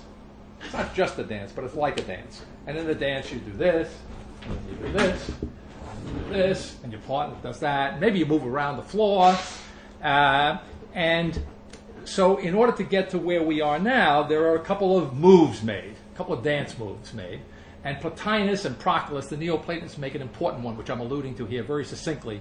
It's spelled out. It's much more elaborately treated in Faith and Philosophy in the new book, right? But the gist of it is this. The Plotinus comes along in the, I'm quoting Patroclus here, who was 5th century, but Plotinus is 3rd century, and he's probably the greatest of them. Plotinus is also dissatisfied, like Hegel, with Aristotle's particularity, the lack of unification of all the particulars. Aristotle lets it lie there, right? And that bothers Hegel, but it bothered Plotinus too. And the reason it bothered Plotinus is because he was also a Platonist. He was an Aristotelian and a Platonist, and so one simple way of understanding Neoplatonism, it's a little more complex, but for our purposes, it's certainly, if not exhaustively, a synthesis of some things in Aristotle, important things in Aristotle, and some important things in Plato. The important thing in Plato, if you go back to the Republic, but there are other indications of this in Plato, but in the Republic you have a simple a simple myth, if you want, of it, and that is that in Plato, in the Republic, Plato explains the universe as somehow or other derived from, emanating from, or the analogy that he uses in the Republic, the analogy to the sun, you could say radiating from.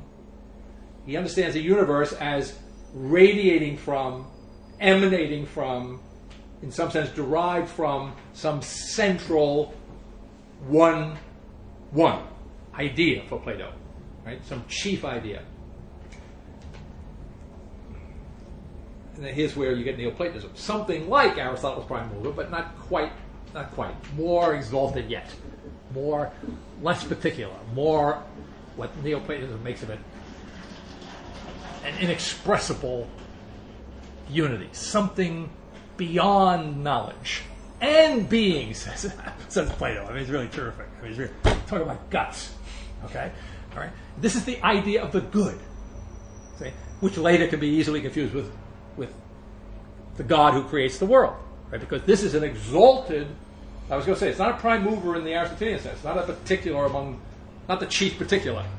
This is something so exalted that it is beyond not only knowledge, because this is something beyond reason's knowledge, at least in Aristotle, right? We've seen that much. Whatever the act of knowing is beyond reason. Well, there's something beyond the act of knowing, is what Plato is saying. Plato is saying, see, we said that Aristotle is something of a scientist, even though he's not an experimental scientist. He's something of a scientist. He's a hypothetical mind. He starts with experience. He argues and analogizes from experience to what is the likely explanation, and it fits. We'll live with it. That's Aristotle's very modest project. He's kind of Cartesian in that sense, so they're both scientific. Plato is much more ambitious. This bothered Aristotle, by the way. Okay, and so Plato. One way of understanding Plato's radicality, which is still very relevant today in somebody like Levinas, is that Plato wants to go beyond science. He wants to get to the root of science. When Plato says that the idea of the good is beyond knowledge and being, well, he's saying it's beyond the parameters of knowing in the scientific sense. It's beyond science. Right? So if you say the pre-Socratic philosophers were kind of proto-scientists, they were all interested in the natural world, and in that respect, Aristotle is like them. He's like them in that respect. Do you see? But Plato is saying there's something more beyond the natural universe, even the universe of being, which has, in the meantime, will have been tied down to, in many respects, if not all respects, to the natural world by Aristotle. Plato's going to the idea of the good. That idea of the good is the generative source, the power, right? It's the absolute energy, the absolute actuality, but it's an actuality beyond being and knowledge. That's the Platonic idea in the Republic. That becomes, in Neoplatonism, the one. Now, since it's clear in Plato that the one, the idea of the good, is beyond the being and knowledge, beyond the scientific universe that concerns Aristotle, right? If I, Plotinus, want to preserve that transcendent power in Plato's vision, and yet I want to acknowledge, I want to somehow or other tie the scientific universe that Aristotle created, so to speak. I don't want to abandon that, right? I want to create a synthesis of Aristotle and Plato, but that means I want to create a synthesis of the idea of the good and the world of actuality and potentiality as Aristotle understands it, that universe that is tied to a prime mover. How do I do that if I'm Plotinus? Well, I have to be as bold as Plato. So what I do is I say, okay, there is a prime mover. Aristotle was right. Except that the prime mover is a second god, a second divinity. Right? So it's as if, you can't do this, by the way, it's not a mechanical thing, but it's as if he took Aristotle's universe, and he plugged it in to the idea of the good. Right? And he hung it underneath the idea of the good, something like that. Of course, it transforms everything once you do that. Right? But let's start with that. Take the Aristotelian universe, at the head of which, in some metaphysical or metaphorical sense rather, and metaphysical sense, is the prime mover, and now just subordinate that ontologically to the one that's altogether beyond that world of being and knowledge. Now we connect the two of them. What do we get? Well, we get, in Plotinus, we get a prime mover. Remember, is the chief unmoved mover? Plotinus is not stupid. He says yes, except it moves. Right? So what you get in Plotinus is the unmoved mover moves. Very, very Thomistic. Perhaps, yeah. Well, kind of, yeah. I mean, all right. So the unmoved mover moves. It's a prelude, precedent, anticipation, or at least raises some important formal possibilities. The unmoved mover moves, but remember, the unmoved mover is moving now in relationship to a transcendent one. Tell you. And that has a couple of consequences. The first consequence is that nothing escapes the generative power of this one beyond the prime mover, right? Nothing, including the prime mover. That's why it moves, right? It's not one, right? That's why saying it moves is another way of saying it's related to something beyond itself, right? In a way which was not true in Aristotle. It was the end point. You see, as soon as I relate it to a one beyond it altogether, then I've relativized it. As soon as I've relativized it, it might just well move. Right? But that infinite one beyond it embraces everything as source.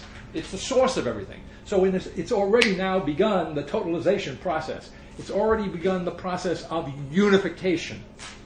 I wouldn't say I don't think it's simply the totality that we're going to get in Thomas Aquinas, but it's an anticipation, right? So I've now unified in principle. Better way of putting it. It might be a good way of putting it. I've unified. If I'm Plotinus, I've unified in principle. You know how we say we've done it in principle, we haven't worked all the kinks out? I agree with you in principle, but we have to talk about, right?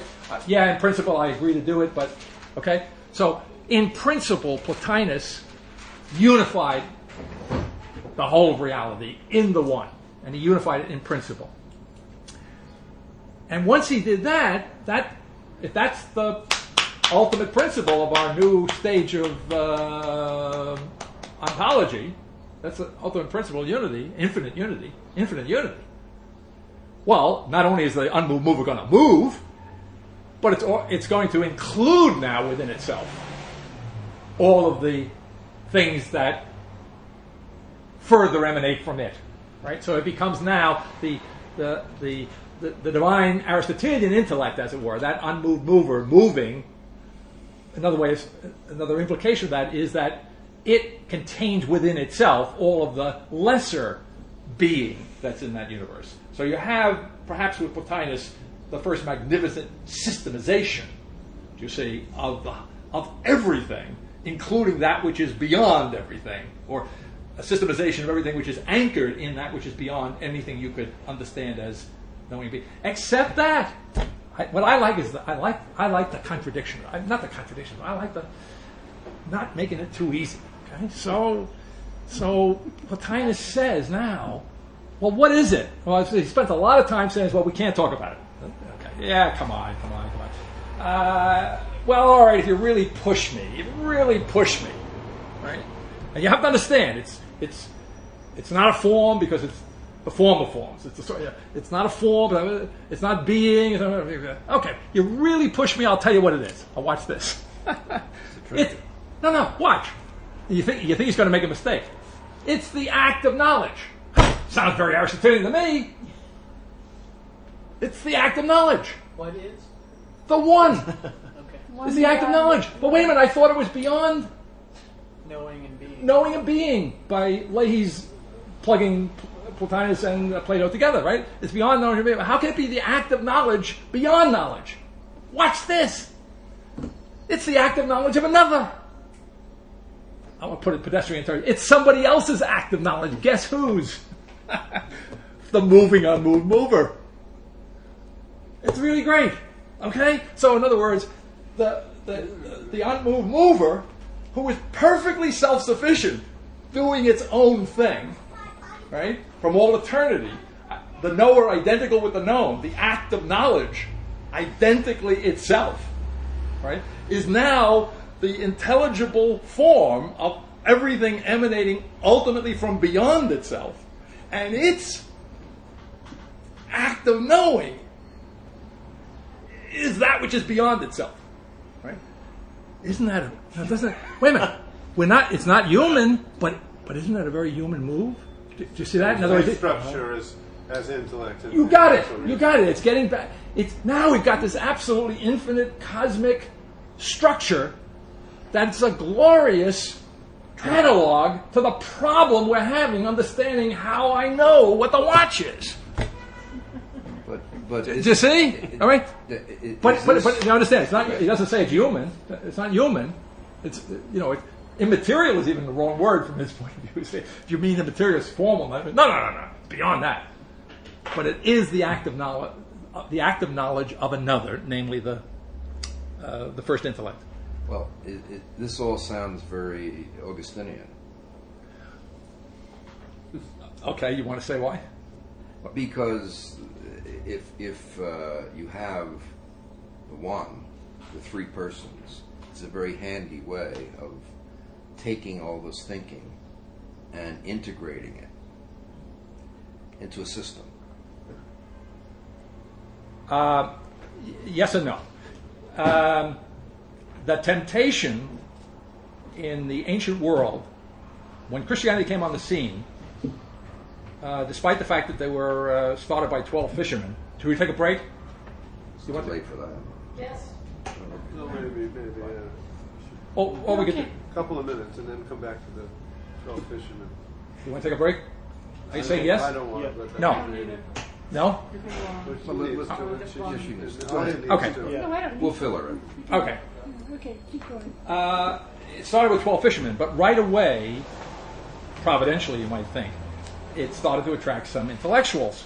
So in other words, Augustine, looms large, but he comes around the year 400, right? Turn of the fourth into the 5th century. He bridges that period of time.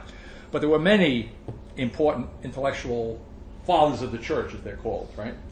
And Which you will be one of in 200 years. yeah, and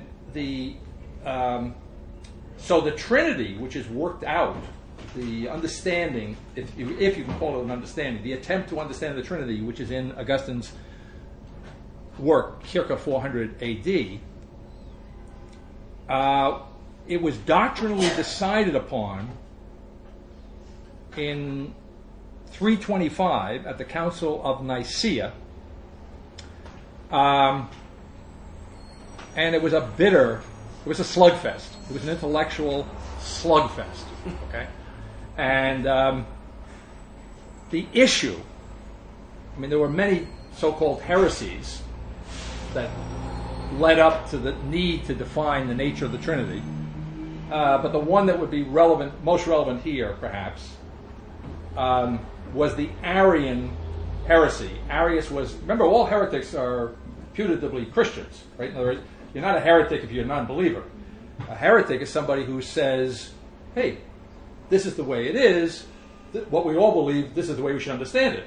So it's not somebody who's attacking Christianity. It's somebody who has an understanding of what it is we believe that is ultimately, as it turns out, determined by some sort of consensus, or maybe a bare majority vote, not to be what we all believe. Okay, so Arius was a Christian bishop whose human understanding of his belief in the Trinity, basically was hierarchical, right? The notion, in other words, that the Son, the second person of the Trinity, was inferior to the Father, right? So to preserve the notion of the one God, there had to be introduced for Arius an inequality, right? So the Word could be some sort of created or subordinate deity, but was not equal to the Father, right? For Arius, that was the essence of the issue.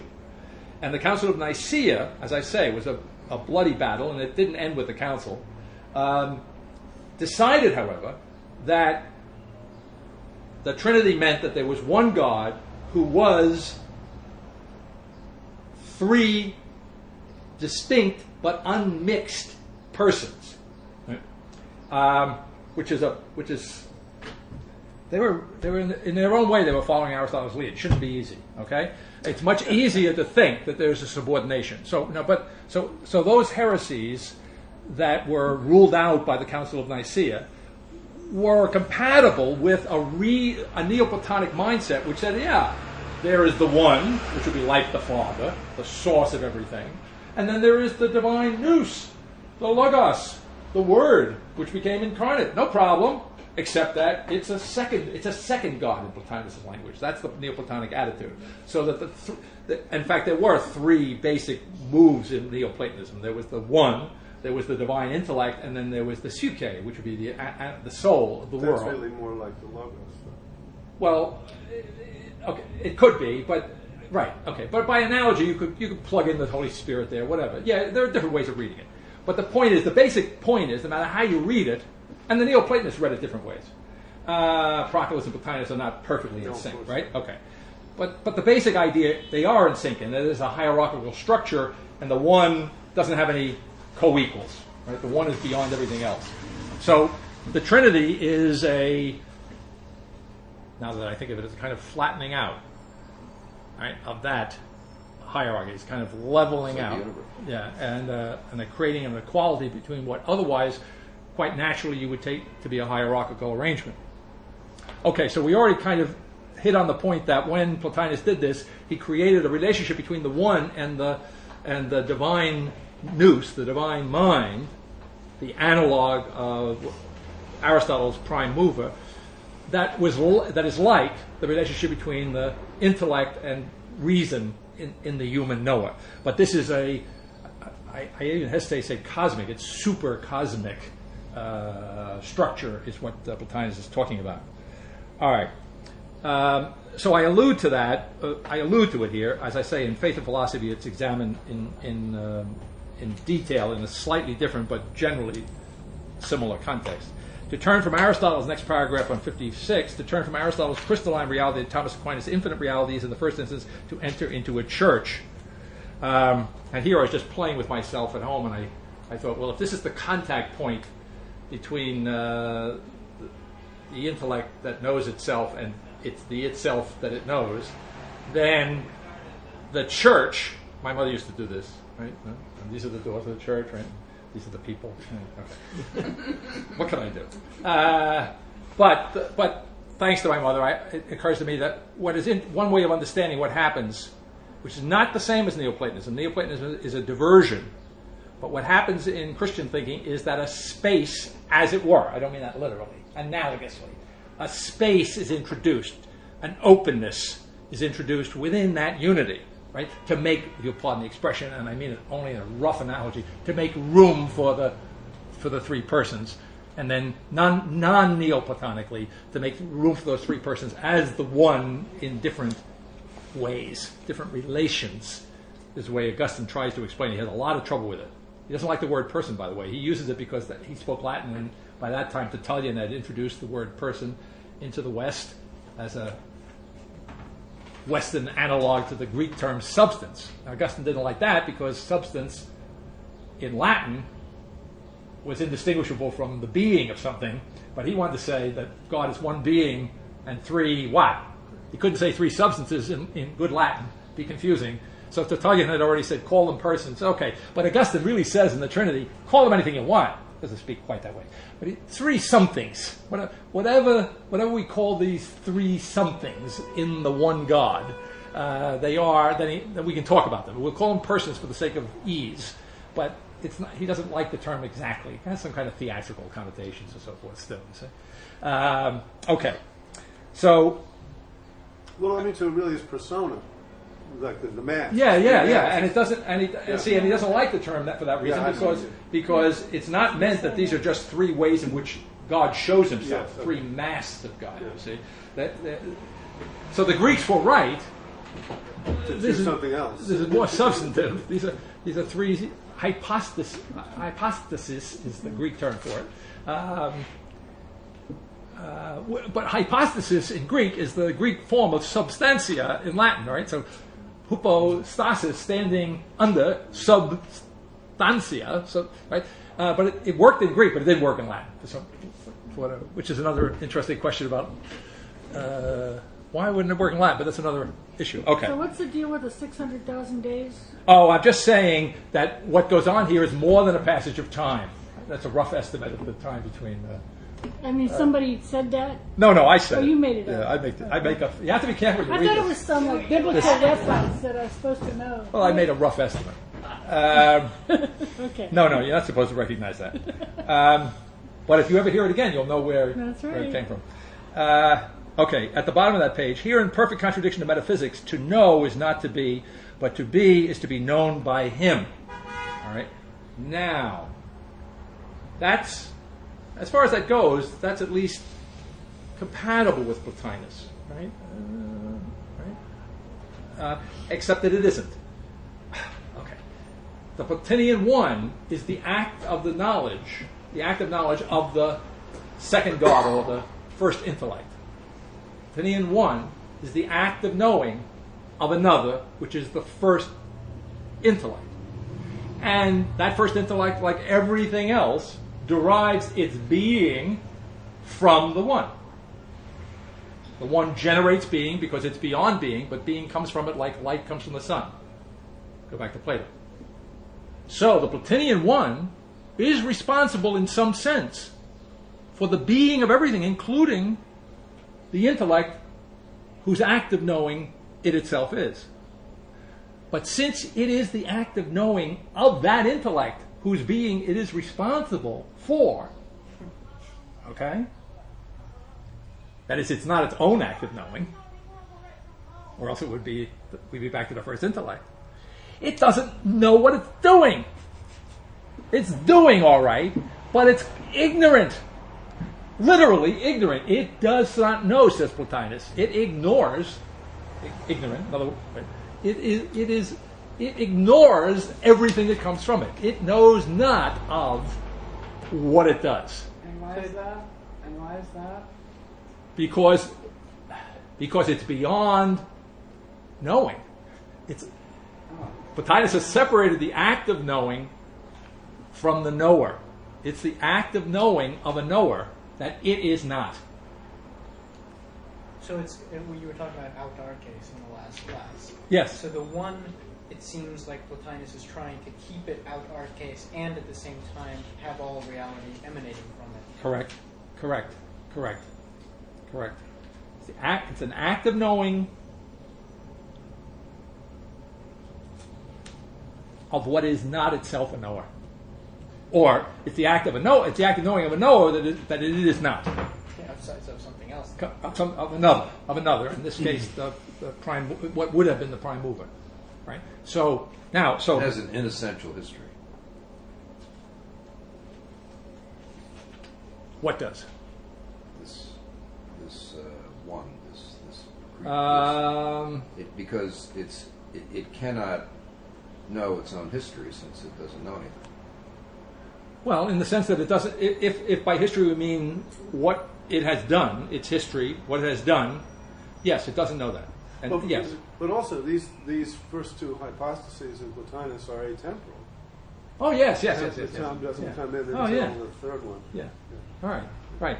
But just on this purely ontological point, right? It's completely ignorant of what it's doing. Everything depends upon it, but has no awareness. And in that respect, it's like Aristotle's unmoved mover. Yeah. You see? So it's kind of a splicing. It's a neat, very original splicing. Which, all right.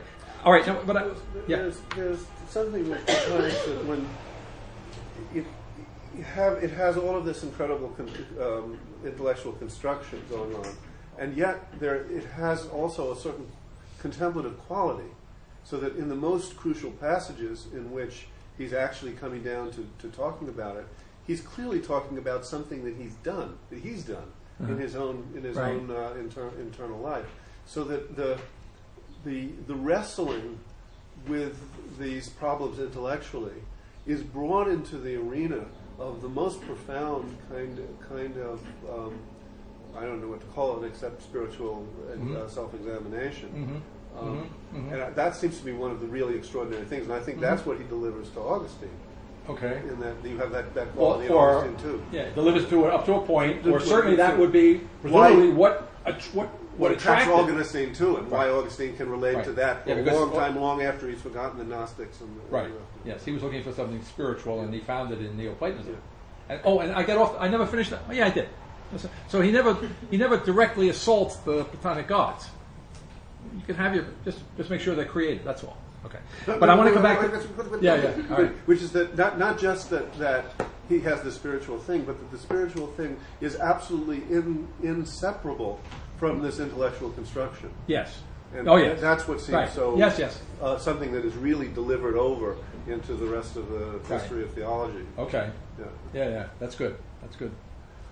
But I want to come back to this precise point now. So having gone once back over the one and the mind, what's being said here in anticipating what goes on in Thomas, in perfect contradiction to metaphysics, to know is not to be, but to be is to be known by him. And I started by saying, well, in what? You got it? Okay. See, to be in Plotinus is to be generated by him, but it's not to be known by him, even though he's the act of my knowing. Do you see?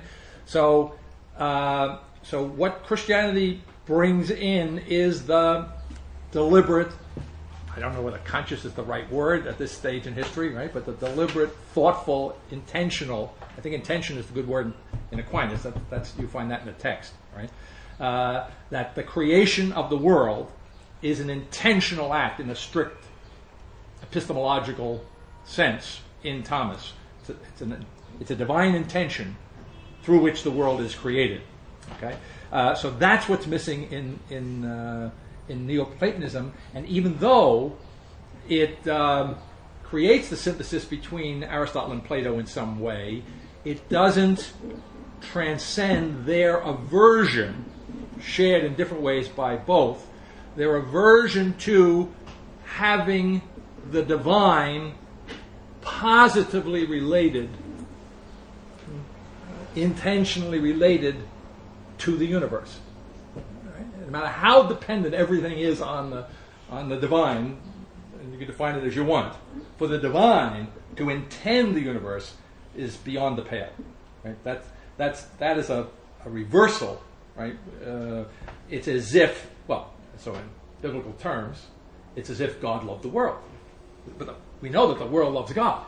You say, and for God to love the world would mean to the classical mind that God would somehow or other, it would suggest, now of course Thomas and others have to spend a lot of time warding off this temptation, right? But it would suggest that God had some sort of potentiality, that God was less than God, that you say that God was somehow or other lacking something, because eros means basically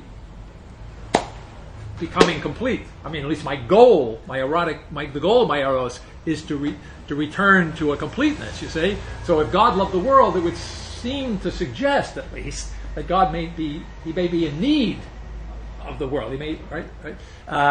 But suppose God took care of that in one fell swoop in sending his son to the world. God so the world. So loved the world that he gave his only begotten son. You do it. Yeah, but this is a see, when you say that, it conjures up the whole difference between it conjures up the whole Protestant Catholic thing. Jonathan Edwards, who's my favorite American Calvinist. You know Jonathan Edwards, the colonial theologian, philosopher, and in his day scientist. Jonathan, he's got a shelf full of books published by Yale after the Second World War.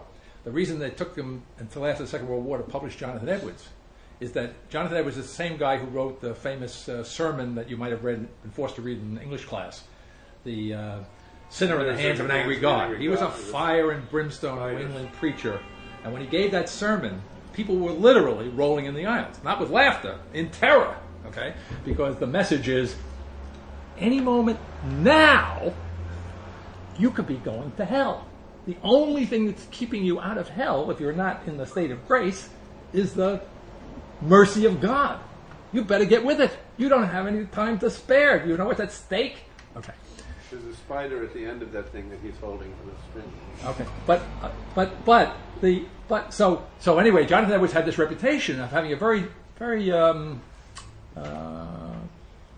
dark view of human nature, and of course, in the 19th century and the early 20th century, before the First World War, before the Second World War, before the Holocaust, human nature was making progress. Everything was looking rosy, right? So it was only after the experience of the first half of the second century that the guys up at Yale said, yeah, maybe there's something, we should take this guy seriously. Maybe there is a problem. Okay? Yeah. Before you go on with God seeming to need the world, I want to insert a question that I didn't ask before, which is what happens in Plotinus to potentiality? Is that a word that he uses? Yeah, but it would be, this is tough. There's some sense in which the one is the potentiality of everything else. Yes. This is also relevant in Christian theology. I think the difference is this, that... not in the lacking sense. Yes, that's it. Yeah. That's it. It's the positive power of producing. So he understands that power that the one is produces the world. It doesn't faze him because it's on the analogy to the techne in the Aristotelian psyche, that skill that produces the forms of reason. Right? On that analogy, the one produces the universe without having to do so intentionally, without having to be cognizant of what it's doing. So what's distinctive here now, this is very clear in Aquinas, is that the divine intention produces being. Right? So the one of Plotinus produces being, but not intentionally. Right? So that's the new thing. Right? So the divine mind as somehow or other able to be understood in terms of intentionality, which is therefore not as in Plotinus understood in terms of the somewhat transcendent or always transcendent moment, core of human reason, but it's really now the divine mind as intentional is like an infinite reason. Right? In other words, so what is the implicit human analogy in Plotinus, right? We recognize it having gone through the first chapter. Thank God we started with the first chapter. Plotinus could have slipped this past us. See? It's an implicit human analogy in Plotinus now becomes in Christian thought an explicit and deliberate creation by an explicitly analogous mind, right? So if you were Feuerbach and couldn't wait to be born, right, you would jump up and say, anthropomorphism. See, but of course the Thomistic view is no. You can deimorphism, right? Right? The universe is created in the form of God. It's a likeness, all right. It's a likeness, but it's a creative likeness. It's a likeness.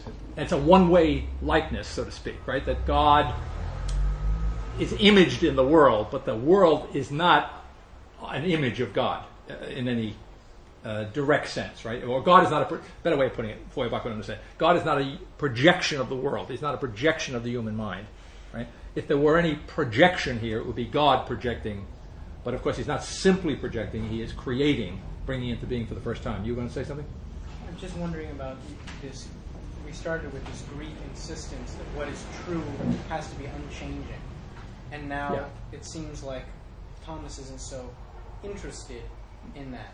In that if God has this intentionality, and it might in fact not be an unrequited love, right? That there's some kind of potentiality, movement, and so forth. And I'm wondering, is Thomas still? Does he somehow prove? Oh no, it still is autarkes. It still is unmoving, or he's just not interested in that anymore.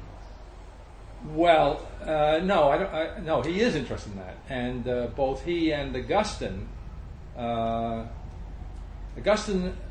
reduces the divine qualities to two chief qualities.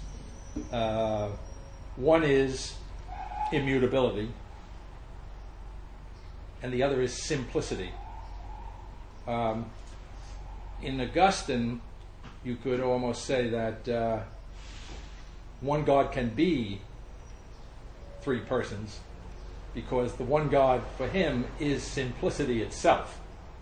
I don't know whether you can intuitively grasp that, but it's not easy. Yeah, it's not easy, but it's the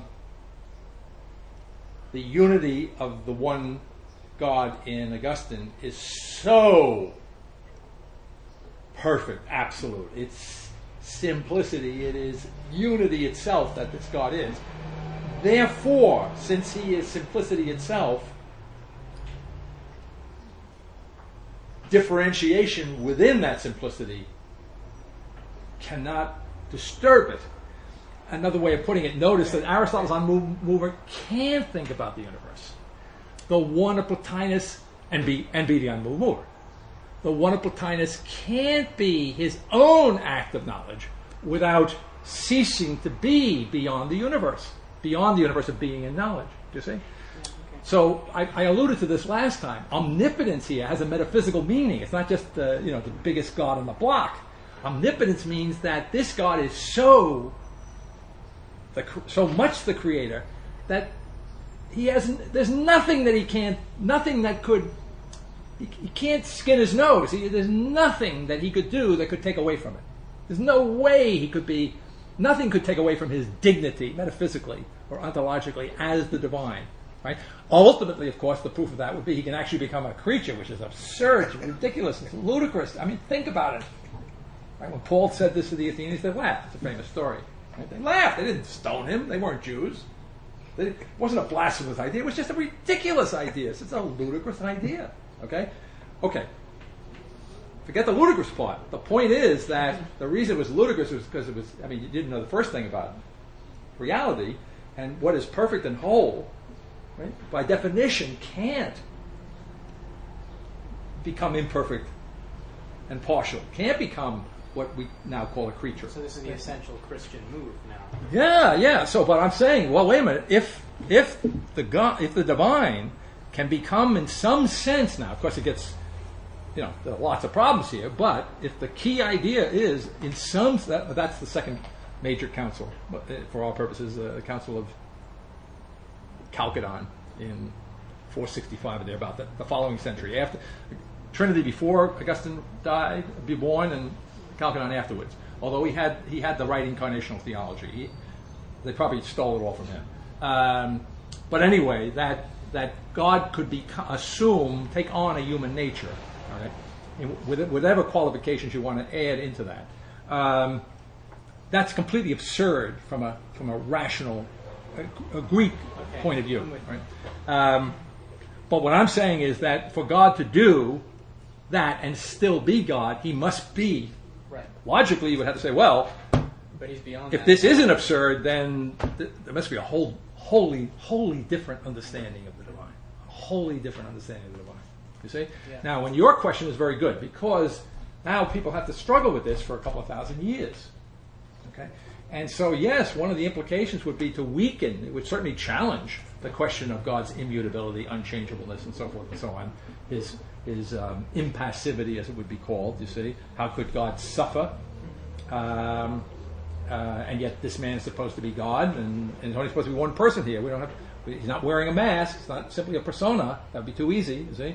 How can he even have such an intention? How can he care how can he love the world in any way whatsoever? How can he love anything other than himself? How can it be a personal God? Yeah. And even in Aquinas, in today's assignment, I don't know whether you noticed it, and I may or may not ever get to it, but hopefully we'll get it.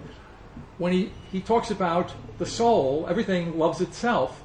Oh, God loves himself, and therefore you're reading I wish you know where it is. It's really good, and it's on the point.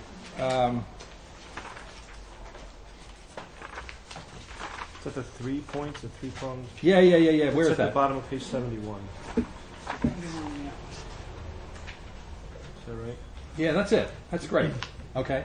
So he says on 71 toward the bottom, maybe 10 lines up. Now, the intellectual nature imitates God. All right. Now, here, let's see. There's a difference between Aquinas now, who is still in this sense a classical thinker, see, and a modern thinker. This passage would end very differently. right? So the intellectual nature imitates God chiefly in this, that God understands and loves himself. Well, I'm thinking to myself, hey, well, if God loves himself and understands himself, and my mind imitates God, well, hey, I'm going to understand and love myself, right? Wherefore we see that the image of God is in man in three ways. First, inasmuch as man possesses a natural aptitude for understanding and loving God, and this aptitude consists in the very nature of the mind which is common to all men. Secondly, inasmuch as man actually or habitually knows and loves God, though imperfectly, and this image consists in the conformity of grace. Thirdly, inasmuch as man knows and loves God perfectly, and this image consists in the likeness of glory. So, in other words, I'm expecting that in imitation of God, I'm going to love myself, and in imitation of God, I'm going to love God. I mean, I'm going to really imitate the divine mind. What is the divine? What's the substance? What's the identity? You see, what is it that the divine mind loves and understands?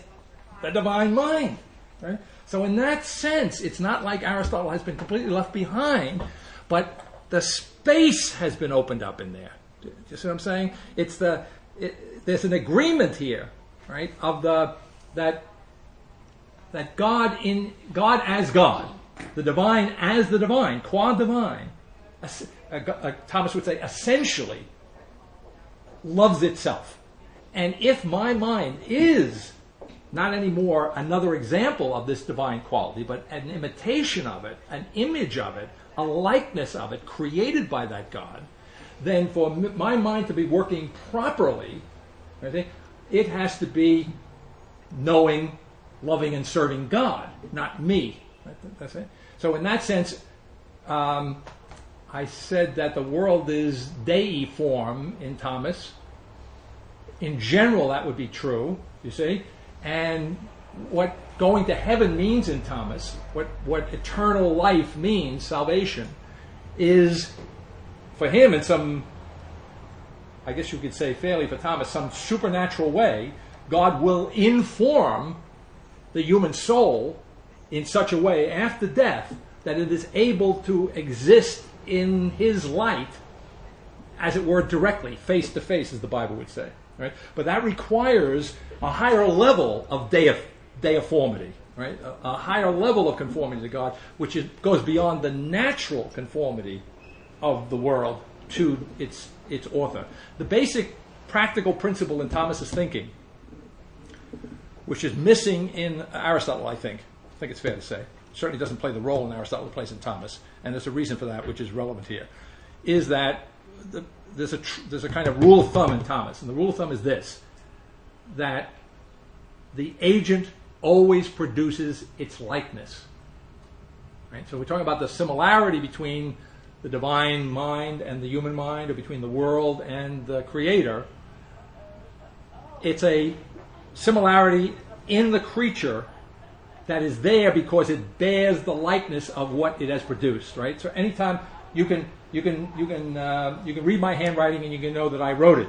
My handwriting is somewhat unique, like my fingerprints, you see. So what I do reveals who or what I am. Okay? And but reverse it, there's nothing that I can do that doesn't reveal what? Reveals me. That's the Thomistic idea. So the likeness in the creature is a likeness that refers back to the productive agency of the creator, right? It's a derived likeness, would be another way of putting it, right? In other words, it's a likeness it's a created likeness. That's what it is. It's as simple as that. Now, the metaphysical and the epistemological area that's relevant to that in Thomas is that in Thomas what we have in the knower and the object-known relationship is a shift from Aristotle, right? The problem we were having in Aristotle, at least the problem I'm having in Aristotle, I'm assuming you have at least that much of a problem with Aristotle, is that when the knower knows the object, they are somehow or other identical. And it's really tough for me, and it's meant to be, to get my mind around that, right? Because it doesn't have any extent, okay? And it's just the starting point without which there can be no reasoning. What doesn't have any extent? That identity of the knower and the known, even in the case of the actual knowledge of the human mind in the act of knowing and the pragma, the thing or the object or the act that it cannot distinguish from itself, right, in the act of knowing, that is identical with it in the act of knowing, that's in contact with, on the analogy to the divine mind, all right, contact with, there's no opening, no space. That's a difficulty. If Christian thought introduces, as it were, a kind of opening there, a kind of room, which I don't want to, for want of a better term, in which that we can have a trinity of persons, we can have difference within the simplicity of the Godhead. And analogously, what we're going to find in Thomas is that there is a room opened up, space, as it were, opened up between the object known and the knower. I'm speaking now of the human knower and the human object known. That even though it requires, the act of knowing still requires an identification, the identification is now such that what the mind identifies with in the species, the intelligible species of the object that it knows, what the intelligible species with which the mind identifies itself in the act of knowing, it knows to be a likeness of the object known, not the substance. Right? So let me back up on that. In the Aristotelian, you use the term image. Okay? Yeah, where are you? What Not page? Likeness. Well, Page okay. 67. 67. A stone is not in the soul, but it's image. Um, Well, that's a quote from somebody else. But a quote from You're on page 67. Just Soma. where are you? On the top? No, that's in the Dan. Yeah, top. It's a quote top of from the 67. Soma Theologica, isn't it? Well, whatever. As it said in the Aristotle. Dhyānama, Right? a stone is not in the soul, but its image. I think you just help me find It's where. I'm not strong, sure. it's in What? italics. It's about 8 lines 8, down on 9. top of Okay, I got it. Okay. I mean, one of the problems I think we all have is that you use many different words to connote the same. Okay, let me say this. So- Yeah. Well, let me just. I want to make. That's a pedagogical point I want to make. It's intentional, of course. Exactly. Yeah. But more important, the point is that when it comes to philosophy, because of the paucity of our language, which really burdened Augustine, in order to understand what's going on, you can't get hung up on the particular words because different thinkers use the same words in different ways. And so now what do I do? And worse than that, and it goes back to the original question about Aristotle, the same thinker will use the same words in different ways. So, now what am I going to do now? You have to understand what's going on. You have to understand the context. So it's not like the human mind is a bottle into which we can pour understanding or knowledge, right? This is an interactive relationship. But we are talking about Aquinas, and this Yeah. is his word. Yeah, okay. Yeah. But you don't like his word. You don't like the word image. Doesn't bother me. in English, so we didn't say image. We're dealing with a translation. Yeah, and I don't, I just don't remember what word he used in this Well, you particular sometimes passage. use image and then you later use His typical, phantasma. yeah, phantasma is the Greek word. Yeah, You use likeness.